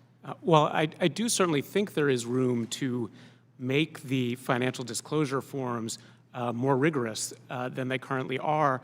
I also think, especially with a president and a vice president, where conflicts of interest are so important, you really need all the information you can get, and tax returns are going to provide more information on this kind of question than probably you would ever be able to get in a financial disclosure form that all senior government officials have to fill out. And just reclaiming my last 10 seconds, I just would appeal to my colleagues to not accuse us of lazy legislating to ask for these tax returns when we have such a conflicted president. And with that, I yield back. The chair now recognizes for 5 minutes, Mr. Wall. Thank you, Mr. Chairman and Mr. Ranking Member. And I thank the witnesses. Under the Constitution and our system of checks and balances, Congress has not just the right, but the responsibility to oversee whether our laws are faithfully executed by the executive branch. In accordance with this duty, almost a century ago, Congress explicitly enumerated this committee's right to review any return or return information in the aftermath of 2 crises of public trust, 2 scandals, incidentally, which have remarkable parallels to the present day and this president. One was the Teapot Dome scandal, where senior officials in the Harding administration granted public oil field leases in exchange for bribes. And the other involved, as was previously referenced, Treasury Secretary Andrew Mellon, who continued to own many business interests while serving in government. Sounds familiar. Some believe the Bureau of Internal Revenue, as it was then called, gave him and his businesses preferential treatment. So again, the parallels between the scandals of a century ago that gave birth to this 1924 law and the present day are really remarkable. For example, President Trump maintains a sprawling business empire which he refuses to transfer to a blind trust. According to multiple published reports, the president, through his businesses, derives income from foreign governments and their lobbyists, which also may violate the Constitution's prohibition against emoluments. The president reportedly intervened personally to block the FBI from moving its headquarters and thus opening up for commercial development a site just a few blocks from his downtown Washington hotel. The president reportedly paid little or no tax for many years, in part because of aggressive tax planning, and in part, perhaps, tax evasion. Finally, his foundation and inaugural committee are currently under criminal investigation. So I would open it up really to any one of you to comment on what I've had to say about the historical precedent that gave birth to this important law and the current facts as we know them. Professor Yin and then Mr. Rosenthal. I would just say briefly that I completely agree with your point of the parallels of what happened almost 100 years ago that caused this law to be developed and the current time. I think the parallels really are very close.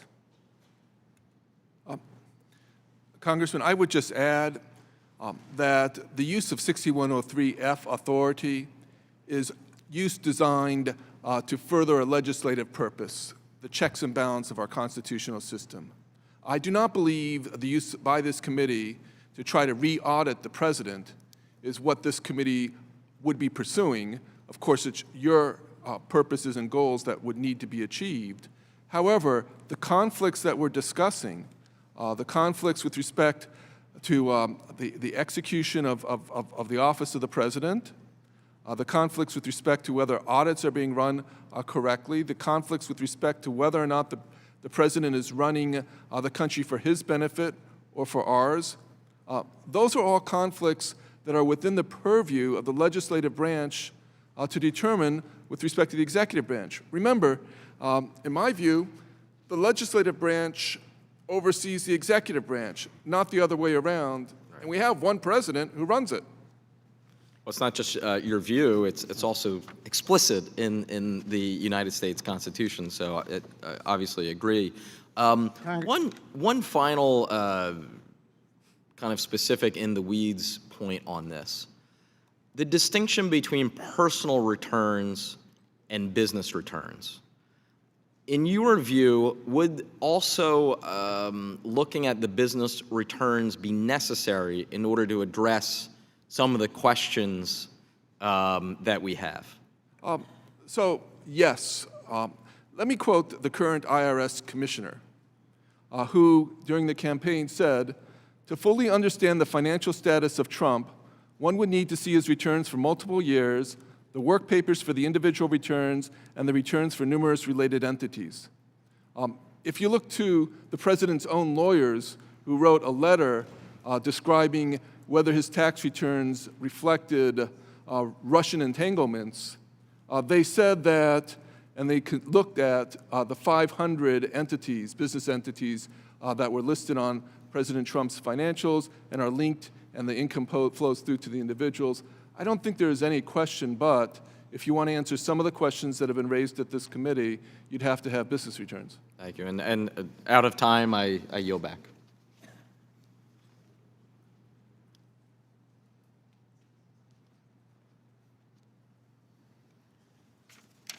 Thank you so much. Thank all of the members for your participation. The chair now recognizes for 5 minutes Mr. Arrington. Thank you, Mr. Chairman, and Mr. Keyes, and thank you, witnesses. Mr. Keyes, you look like you might want to comment on that last question and dialogue. Well, the only comment I was going to point out is that there clearly are ways in which the financial disclosure rules could be modified to make them much more useful and much more informative without getting tax returns. But this issue of whether or not the current statute is a consequence of what happened back in the 1920s, I think is misguided. It is more a function of what happened in the 70s. In fact, when Congress rewrote Section 6103 in 1976, it was because they were concerned that Richard Nixon and his White House were handing out tax return information all over the place. And that's why Congress, this committee, wrote as tight a provision as Section 6103 as it exists today. And contrary to what my friend Georgian suggested, my misunderstanding, I don't have a misunderstanding of the statute. I encourage all the members of the committee to actually read the statute. It is unequivocal in terms of what it says. Are you trying to tell me that in the 1970s, there were actually petty, self-serving, politically motivated people in this line of business? It's hard to believe, but yes, that's the correct. And that's why we tightened up the restrictions so that we wouldn't open up people's tax returns to political abuse of power? The difference between the 76 rules, which is basically what we have today, versus pre-76 was fundamental. It referred to tax returns prior to 76 as public property, public information. The 76 Act, which basically is what we have today, tightened those rules down immeasurably, and it's reflected in 6103A, which is the only provision of Section 6103 that contains a substantive penalty for failure to comply with it. The rest of 6103 is a bunch of procedural rules, and with all due respect to my friend Georgian, he's looking at 1920s legislative history to try and inform us as to what this provision means today. I strongly encourage every member of the committee to actually read the statute. Mr. Keyes, I'm surprised that with a panel of experts, tax experts, experts on this issue, that when asked if they believed that the IRS was fulfilling its duty to execute on mandatory annual audits for the president, that there was great uncertainty. It seems like we've got a very distrustful panel, but I would give them the opportunity again if they believe, in fact, that those mandatory audits are going on. But before that, if they are going on, and I'm going to assume that the IRS is doing its job and auditing this president. Would the issues like effective tax rates and whether the president is paying his taxes or if he's evading them, or sources of income loss and deduction, those things that Mr. Rosenthal mentioned, would those not be discovered in an audit? And if there were problems with that, would those not be flags, red flags, that would come up in such an audit? Well, Just yes or certainly, no? certainly, all of those things would be information which the IRS could get. And I guess I would say in response to the issue of whether or not people believe that the president and vice president are being adequately audited, I will say, for me personally, and I would speak for everybody in this room, I don't think you want to have done to you what probably is being done in the form of the audits of the president and the vice president. I suspect they're pretty intense. So nobody up here is against improving transparency and identifying information where it would present a better picture of potential conflict of interest. I think financial disclosure forms and ethics forms, and there are plenty of other ways that we can do this without opening up such abuse that occurred in the 70s, which then transpired into more restrictions to prevent that abuse of power. Mr. Rosenthal, do you have confidence in the American people's judgment when it comes to this issue of disclosure of people's tax returns, the president's in particular? Do you trust their judgment on this issue? I've seen polls that more than 60% of the American public believe the president should disclose his tax returns. Those have been almost constant since the campaign. Mr. Rosenthal, did you see the election return? Did you see the election results? Because this was an issue during the presidential election. If I recall, this was an issue in the primary. It was an issue in the general when candidate Hillary Clinton disclosed her tax returns. So the American people were well aware of this, and I've got a whole lot more confidence in the American people than they have in this body to conduct themselves in an objective and fair manner when it comes to these sorts of issues. I'm very concerned with giving this body politic more power to abuse not only this president, but potentially the American people. Mr. Chairman, I yield back.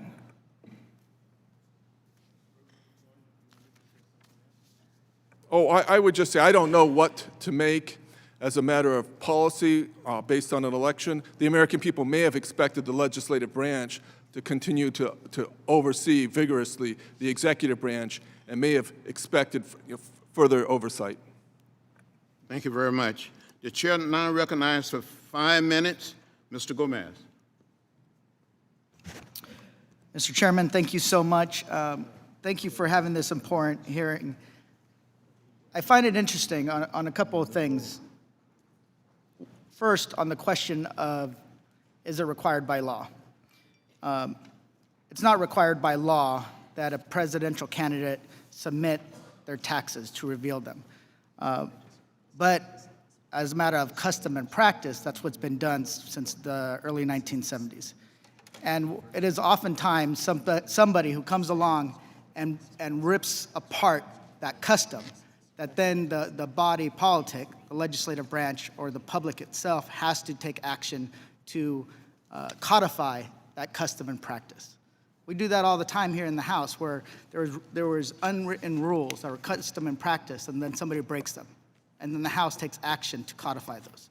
This is just another example of taking that step as part of H.R. 1 to take that step to require all presidential candidates and vice presidential candidates to reveal their tax returns. You had a good historical point where I was actually thinking the same thing regarding the two-term. A lot of things over time in our history of government were custom and practice. Then somebody came along and broke it, and then we passed a law to fix it. So on that issue, let's set that one aside. On the issue of excuses, first, the president, when he was a candidate, said his tax returns were under audit. He couldn't return them. Now the gentlemen on the other side of the aisle are saying that it's under investigation by the special counsel. Sooner or later, I'm going to hear that a dog has eaten his tax returns, and I don't even know if this president has a dog. So we hear one excuse after excuse. And our responsibility is to see if there is a reason to go after, a legitimate reason. Just to kind of clarify some of the role and authority of this committee. Mr. Yin, you mentioned there's a discussion on post-1976 rule. What facts give you the understanding that we do have that authority and we continue to still have that authority today? Thank you, Congressman Gomez. I completely agree that the 1976 Act was designed to strengthen taxpayer privacy. That was the overriding goal without any question. But it should be noted that in 1976, Congress specifically took away the ability of non-tax committees to submit information to the House or the Senate and to have a public release of it. They amended the statute to say that any submission could only take place while the full House and the full Senate are sitting in closed executive session. Importantly, even though they obviously had the ability to put the same condition on the tax committee submission, they did not. And my reading of that is that Congress wanted to keep at least one vehicle open to preserve its informing function relative to tax return information. If it had imposed the same restriction on the tax committees, then in effect Congress would have said, nobody ever has an opportunity to inform the public if it relates to tax return information. And I find that result completely inconceivable. And so I believe that the history of this provision, which was unchanged in 1976 relative to tax committees, prevails in explaining exactly what the authority of the committee is. And just to reiterate, to really kind of focus in, why is Congress so committed to retaining that authority? Well, I think Congressman Boyle said it very correctly, which is that one of the principal, if not the most important responsibility of Congress is to make sure that the laws are being faithfully executed by the agencies and by the high-ranking officials and so forth that are that serve the country. And so it's important then to have the ability to inquire about whether those laws are being faithfully executed, and to the extent the Congress were to find that there's been a violation, it certainly is the congressional responsibility to inform the public of that. That seems like a very foundational responsibility of Congress. Yeah, that's the basis of our government, right? Checks and balances. And without that ability to do that, then we don't have a check on the executive branch. Exactly right. The chair is pleased to recognize Mr. Pasquale for 5 minutes, and I apologize for passing you over. No problem, Mr. Chairman. Mr. Chairman, I want to enter to the record the articles, How a Simple Tax Rule Let Donald Trump Turn $916 Million Loss into a Plus.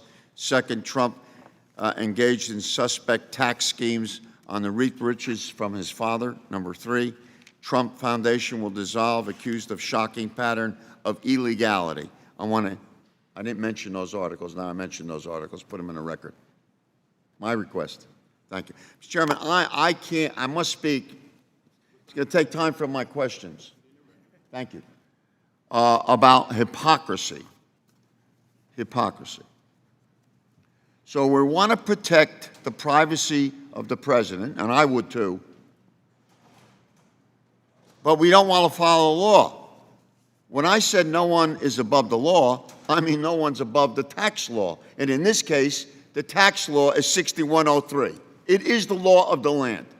When Democrats and Republicans feasted on scandal and bribery, that's the law of the land.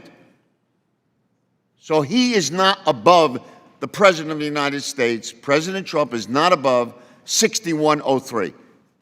And it pertains to everybody in the executive branch of government, not just the president.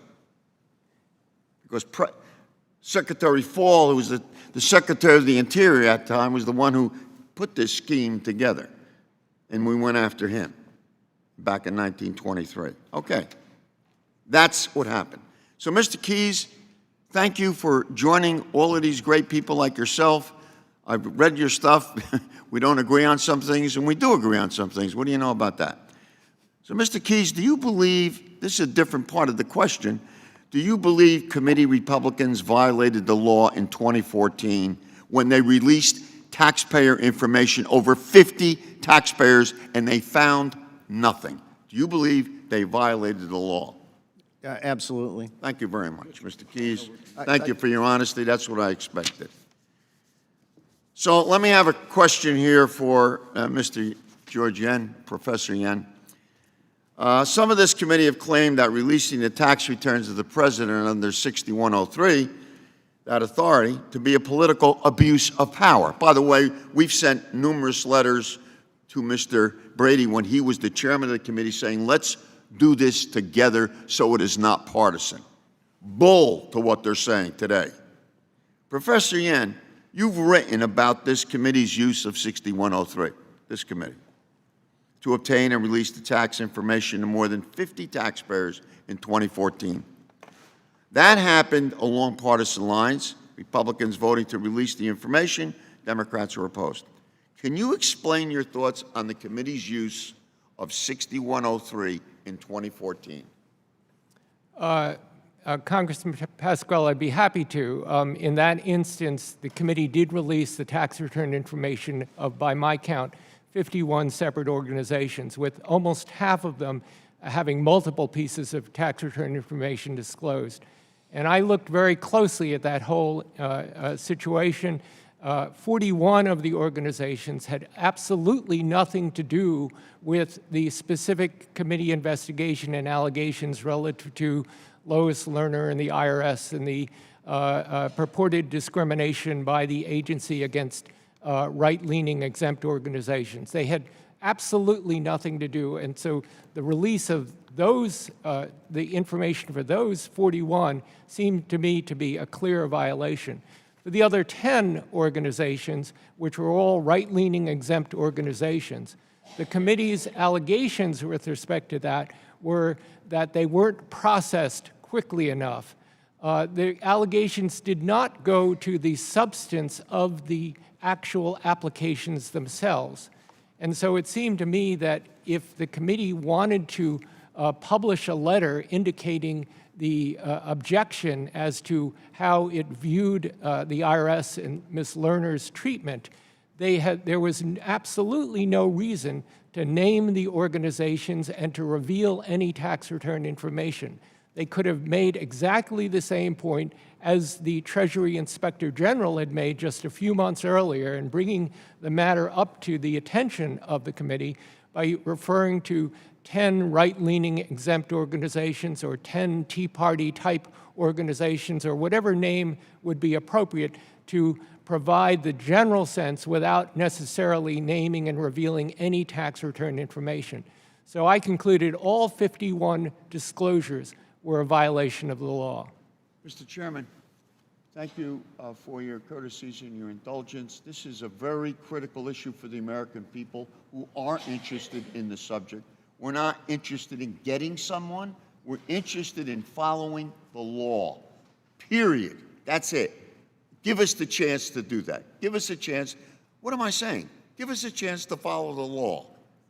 And that's what we're doing. And we will not stop. Thank you. Thank you, Mr. Pasquale. The chair is now pleased to recognize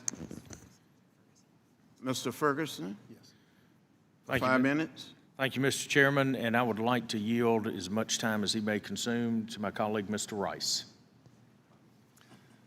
Mr. Pasquale said that we need to follow the law, right? We need to follow the law. Mr. Thorndike, can you cite me statutory authority as the law that requires the president to disclose his tax returns? There is no requirement that the president... Mr. Yen?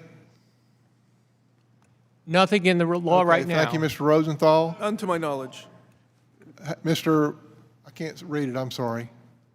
Bookbinder. Bookbinder. No current law, although there's a bill that you're discussing. Mr. Keyes, here what is the statutory requirement that there is none? There is none. So we are following the law. And you know, why would we want the president to be required to disclose his tax returns? I mean, it's been real clear from the testimony of all of the witnesses here that we want to check for conflicts. I mean, really, that is the primary reason, right? We want to see personal benefit or conflicts.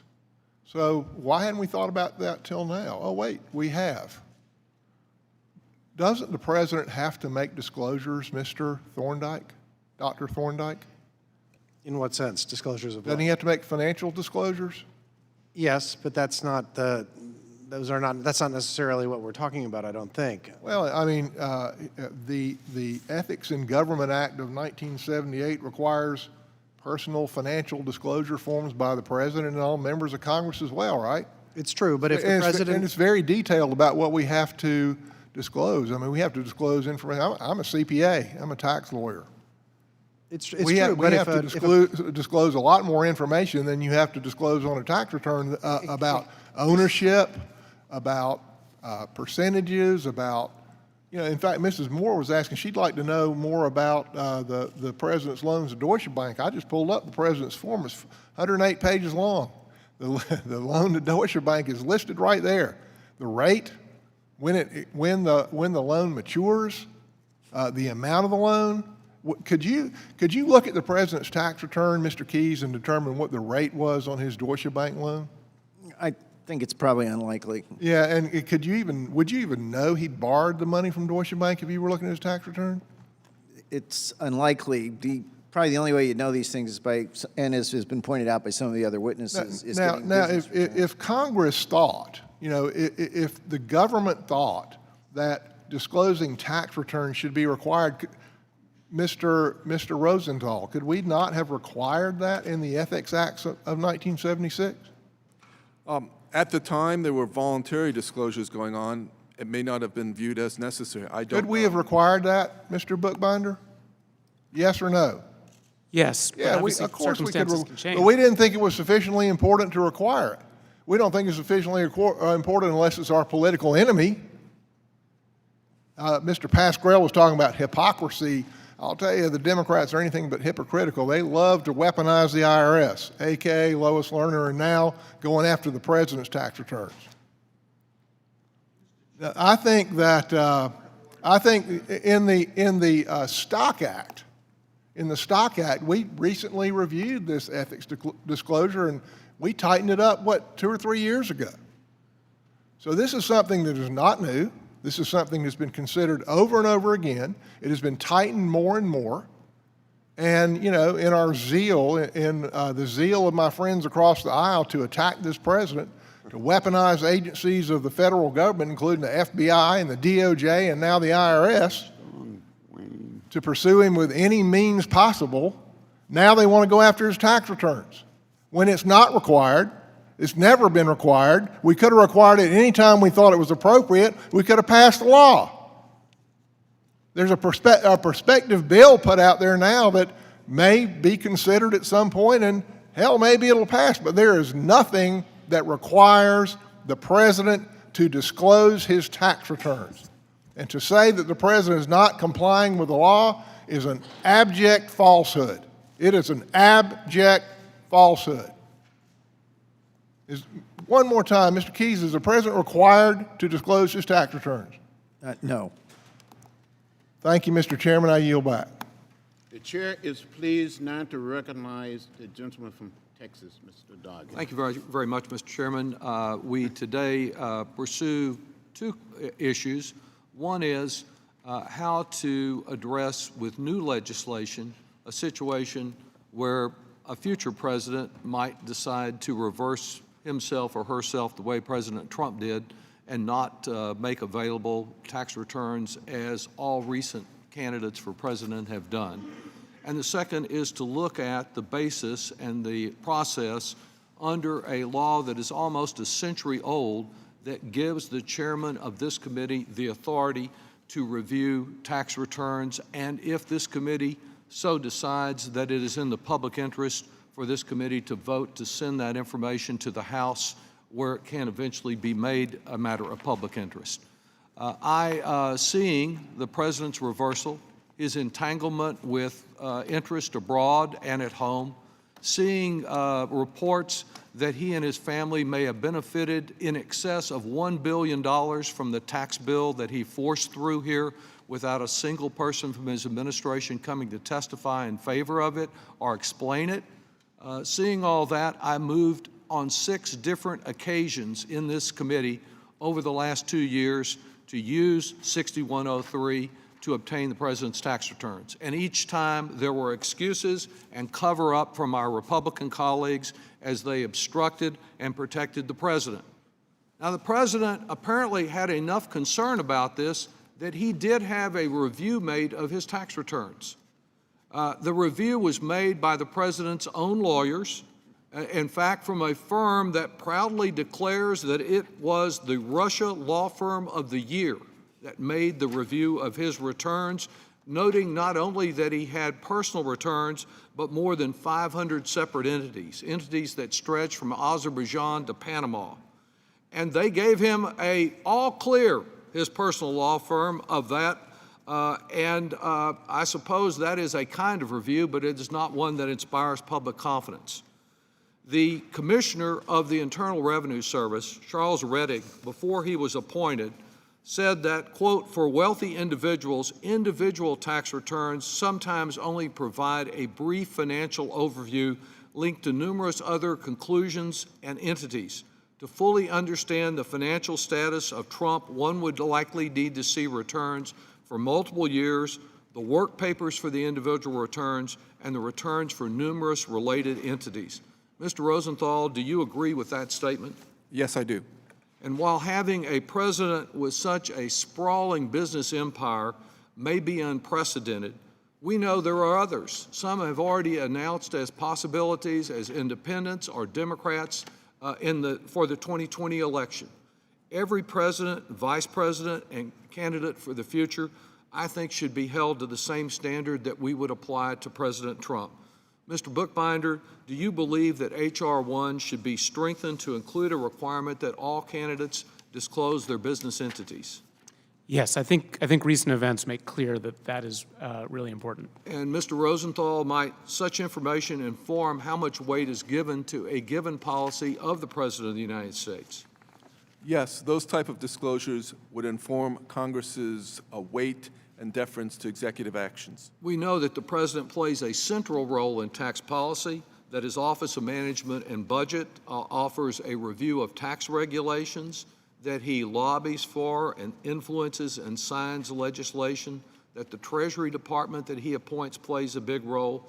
With these multiple roles that the President plays on tax policy, is it essential, Mr. Rosenthal, that we have his returns to review the impact on those policies?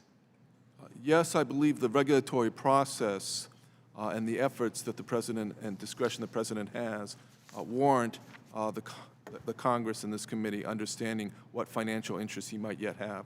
Thank you. And Professor Yin, an important point, while our focus in this committee is the tax system and the public confidence in that system, and whether this president is using his office for personal gain, the responsibilities, when you talk about the legitimate purpose for using 6103, doesn't that extend to many other issues, such as his possible violation of the Emoluments Clause, his entanglement with Russians and Saudis and others who he may be doing business with or for, because this committee has a responsibility broader than just its own jurisdiction over the tax code? Congressman Doggett, I believe you're right, and that's simply because Congress right now has delegated strictly, exclusively to the tax committees this ability to inform the public about tax return information. So I believe that the legitimate purpose for the Ways and Means Committee would extend to a constitutional responsibility of Congress and not limited to the legislative jurisdiction of the committee. And just one final one, Mr. Chairman, and Professor Yin, is it also not true that this committee, and should it decide to make these records public, has powers that even the special counsel, Mr. Mueller, does not have? Yes, that's a very valid point, and that's, again, another issue down the road, which is that the special counsel can disclose tax return information only in limited circumstances, such as a judicial or administrative proceeding. If he were to issue a report, it's not clear whether tax return information that might be critical to his conclusion in the report could in fact be revealed to the public, even assuming the Attorney General were to allow the report to be revealed at all. So that is another issue. Thank you, Mr. Chairman, and I just would ask unanimous consent to include in the record the testimony of public citizen concerning its support for the disclosure of presidential and vice presidential tax returns and the important report of Americans for Tax Fairness, the case for Congress obtaining Trump's tax returns. So ordered without Thank you for your objection. tolerance. Thank you. Now it is my pleasure to recognize the gentleman from California, Mr. Panetta.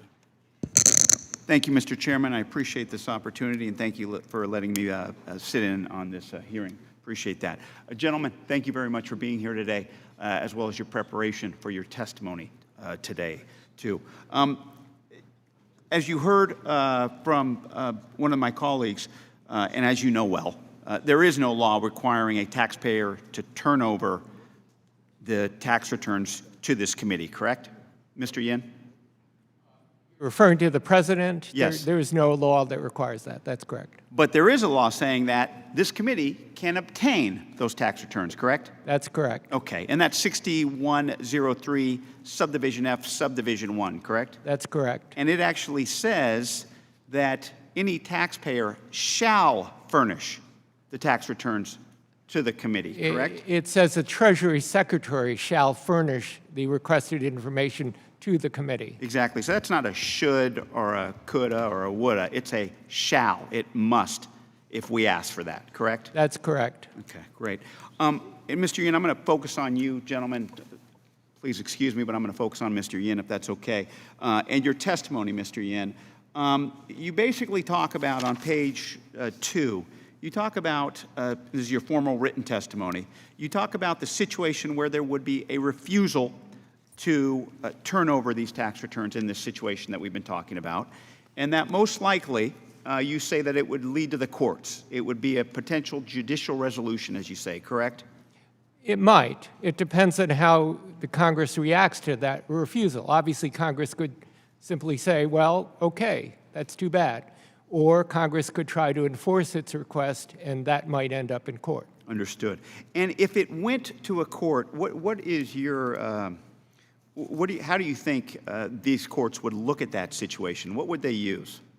Well, again, as I indicated in the testimony, I think we're on uncharted territory because I don't think this specific issue has ever arisen before. At least I'm not familiar with it. But there is a little bit of law about enforcing congressional subpoenas, and this would be somewhat analogous to that. And the law generally says that Congress must act with a legitimate legislative purpose. And in regards to the case law that talks about a legitimate purpose, can you go into a little bit more detail behind those words?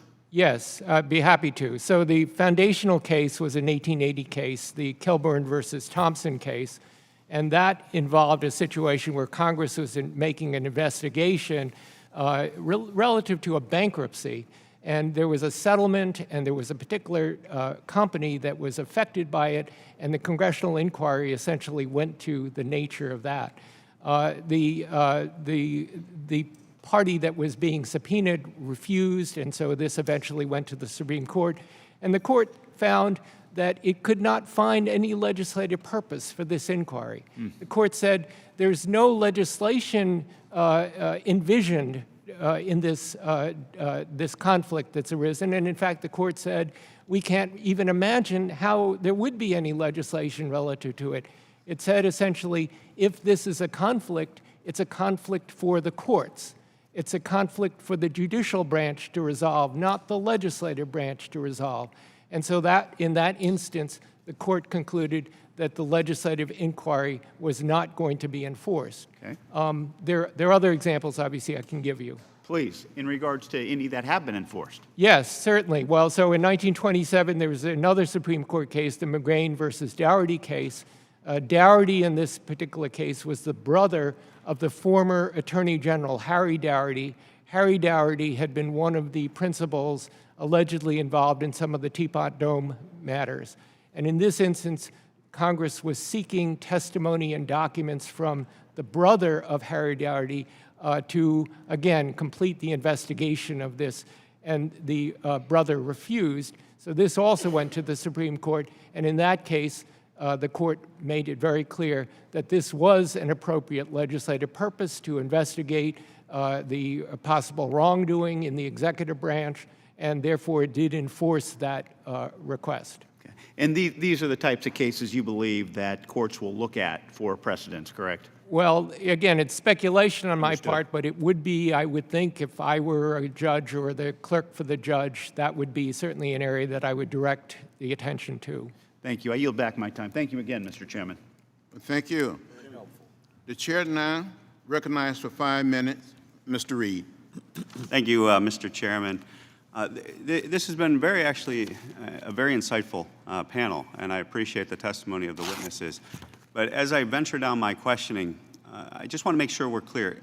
I've heard from each one of the witnesses that there's a right to privacy issue here based on the historical review of the documents.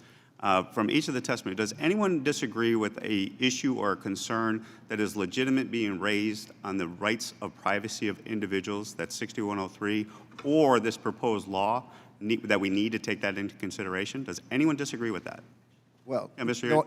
one thing I would say in response to that, and it's something that no one on the committee has asked about yet, but I think it's an important piece of information. 6103 has never, ever been used to request taxpayer information by the Ways and Means Chairman, the Finance Committee Chairman, or the Chief of Staff of the Joint Committee that has been released publicly. Professor Yin referred to the Nixon situation. Nixon had agreed to let his return. When I was Chief of Staff of the Joint Committee in '85, we requested individual income tax returns in connection with our study of why wealthy Americans were giving up their citizenship. That return information was never released to the public.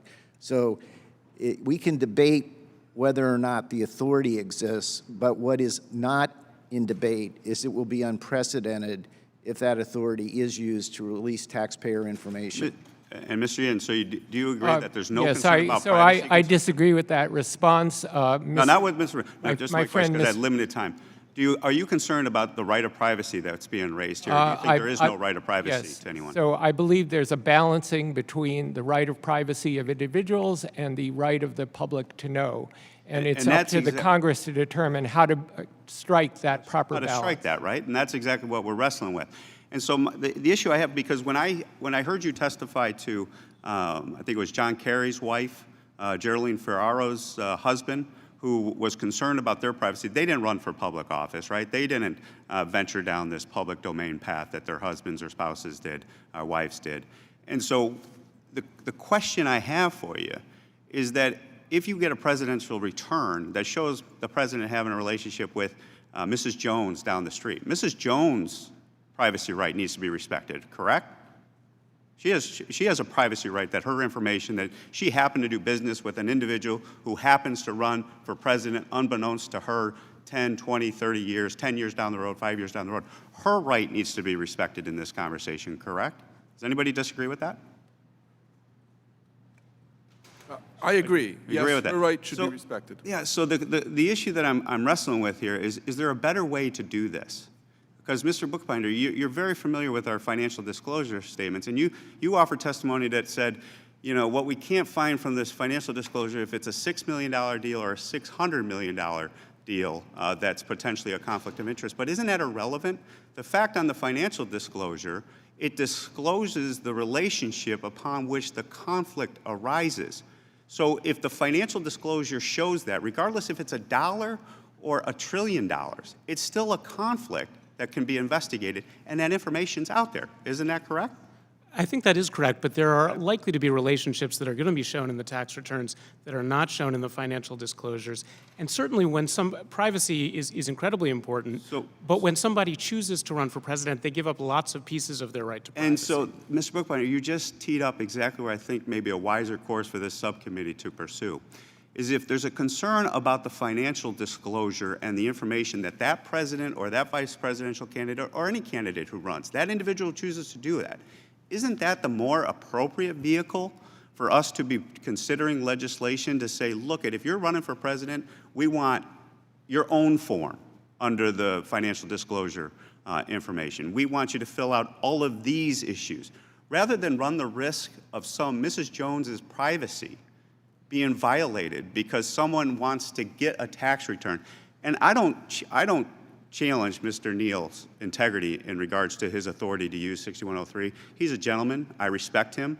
But I'm concerned about the next Ways and Means chairman or the next political battle that chooses to utilize this weapon that could potentially be abused by a future chairman or any chairman. And so shouldn't we focus our time on actually what could potentially bring members like me from the other side to say, let's amend the financial disclosure reforms, target the information to that form for that individual, and at the same time we respect the privacy of individuals that had nothing to do with running for president or vice president. And I'll let you ponder that, and with that, I yield back. The chair now recognizes for 5 minutes Mr. Kelly. Thank you, Chairman. And again, thanks for holding the hearing. All of the panelists, thanks for coming in today. I want to go back to what Mr. Reed said, because I think, Mr. Bookbinder, would you clarify for me? You say, so when somebody runs for president, they give up their expectations of privacy? Is that what? Well, I think anyone who runs for president expects to have a lot less privacy than most individuals. So anybody that's a candidate for president or serves in the office is an American citizen, is that correct? Yes. Okay. So are we saying if you reach a certain level, even though you're an American citizen, you're subject to greater scrutiny than anybody else? And then my next question would be, so at what point do people say, are you kidding me? Why would I ever run for any of these offices? It makes no sense. And I don't want you to even answer that because I know what the answer is. But I want to really be clear, and I want each of you to say, I don't want an answer, not this may be, and I really appreciate your opinions, but you know what, may doesn't answer the question, because every time we ask you a question, well, this may be what happened, that may be what happened. Does the president and the vice president, do they not undergo the scrutiny of having their tax returns audited by the IRS? Mr. Thorndike, Dr. Thorndike. It's just a yes or no. Yes. Okay, they do. Professor Yin. The Internal Revenue Manual does. Well, the question is it a yes or no, Doctor? I appreciate that, but we're going to run out of time. Well, they're audited, are they not? Are not the president and the vice president audited? Their tax the Internal Revenue Manual does require it, whether they in fact. Okay, so I know you don't sit on it, so you can't be sure, but you know what the answer is. Mr. Rosenthal. I have the same response. You don't know either. Okay, Mr. Bookbinder. I believe so, but I don't think it addresses all the issues. Okay, Mr. Keyes. Yes. Okay, thank you. I'm glad we had experts here that could maybe know but couldn't really know. I just want to be clear on this. Listen, this would not be taking place if it were not about a duly elected president by the name of Donald Trump sitting in that office. This is an incredible overreach. This is an oversight committee. Our very role is to be the watchdogs to make sure that American citizens are protected. Now, if I were to go home to my hometown and walk up to somebody and said, I don't know that you realize it, but you know what? This 6103 is something right now that we really have to look at. And they're going to look at me like, I have absolutely no idea what you're talking about. And I would say in too many cases, we have absolutely no idea what we're talking about or what we're leading to. This, I said earlier, is a Pandora's box. You take the lid off this and you make anybody subject to this type of scrutiny. And it's hard for me to believe that since the mid-'70s, when we had the Watergate fiasco, that the changes to the IRS then, especially what happened under President Nixon, that we're saying today that this many years later, that we're just not sure that the IRS really knows how to do their job. I can remember not too many years ago, Mr. Reed, you sat here with me whenever we talked about Lois Lerner.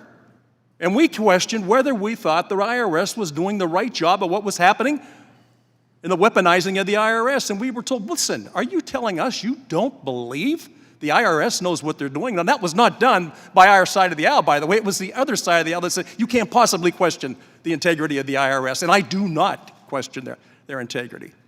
Look, if there's better ways to do things, I think Mr. Reed hit on so many. I mean, this isn't the financial disclosures. If there's loopholes, if it's too wide, why not narrow it down? And one of the members said, this is not lazy legislation, what we're doing. Well, if it's not lazy legislation, I guess we can find some other term for it. It sure as heck is not doing our job as legislators. If there is some confusion, then we need to straighten it out. There are better ways to do it. I understand that. And as far as the trust and the faith the American people have, each one of us got elected for this very purpose, to protect their freedoms and liberties and their privacy. It's not to go after a political person that we just don't care for. Mr. Keyes, am I missing something here tonight? I mean, well, you answered things pretty explicitly. And I know you all have this great deal of background. But when you can't say you know for sure that the IRS knows how to do an audit, or if they're doing the audit, that's troubling to me. What else would you do? What else could we do to make this process better? Well, I actually think what Mr. Bookbinder's talked about is a more productive route of identifying the kind of information that you really want here, which is a more vigorous financial disclosure for people running for president. And you can steer clear of having to delve into releasing individual tax returns, which has never, ever been done under Section 6103. And it's not a route that I think you should think about going down unless you're very, very careful. And frankly, I think if there's other ways to get the information, it's much better to go in that direction. Okay. Dr. Yin, you had something to say. I'd just like to correct the record on that, because Mr. Keyes has made the statement twice. He seems to have forgotten that both in 2014 and in 2015, 2014 in the House Ways and Means Committee, 2015 in the Senate Finance Committee, there was the use of exactly the authority we're talking about now, combined with a public disclosure in each instance. That was during a criminal investigation, is that right? It was. Okay, it was. Thank you. Listen, I wish we had more time. I would really love that. This could go on for a long time. But I know I share the same feelings as the chairman. Thank you so much for giving us your time and your expertise and weighing in on this. Just to make sure we leave this room today. We are the Oversight Committee. Our main role is to protect the privacy and the rights of every individual American citizen, of which our president happens to be. No, I would just add one thing. I agree with what George just said. What I would say is it's never been legally used. George and I both agree that what was done in 2014 and 15 was inconsistent with 6103. This committee has never legally released an individual tax return under the authority of Section 6103. It sounds like you and George get together a lot and discuss this, so thank you so much for your time. Let me just say to the ranking member, my friend, yes, Mr. Kelly, it is my strong belief that the American people have a right to know. We live in a democratic society. We should know people running for office, the office of president and vice president, how they earn their money and what conflicts they have. So the hearings, this is not the end. This is just the beginning. I want to thank each member of the panel for your participation, for your contribution. Please be advised that members have 2 weeks to submit written questions to be answered later in writing. Those questions and your answer will be made part of the formal hearing record. With that, the Subcommittee on Oversight stand adjourned, and thank you again.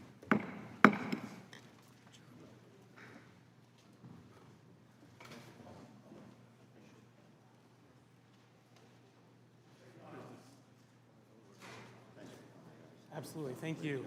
Thanks for having us in.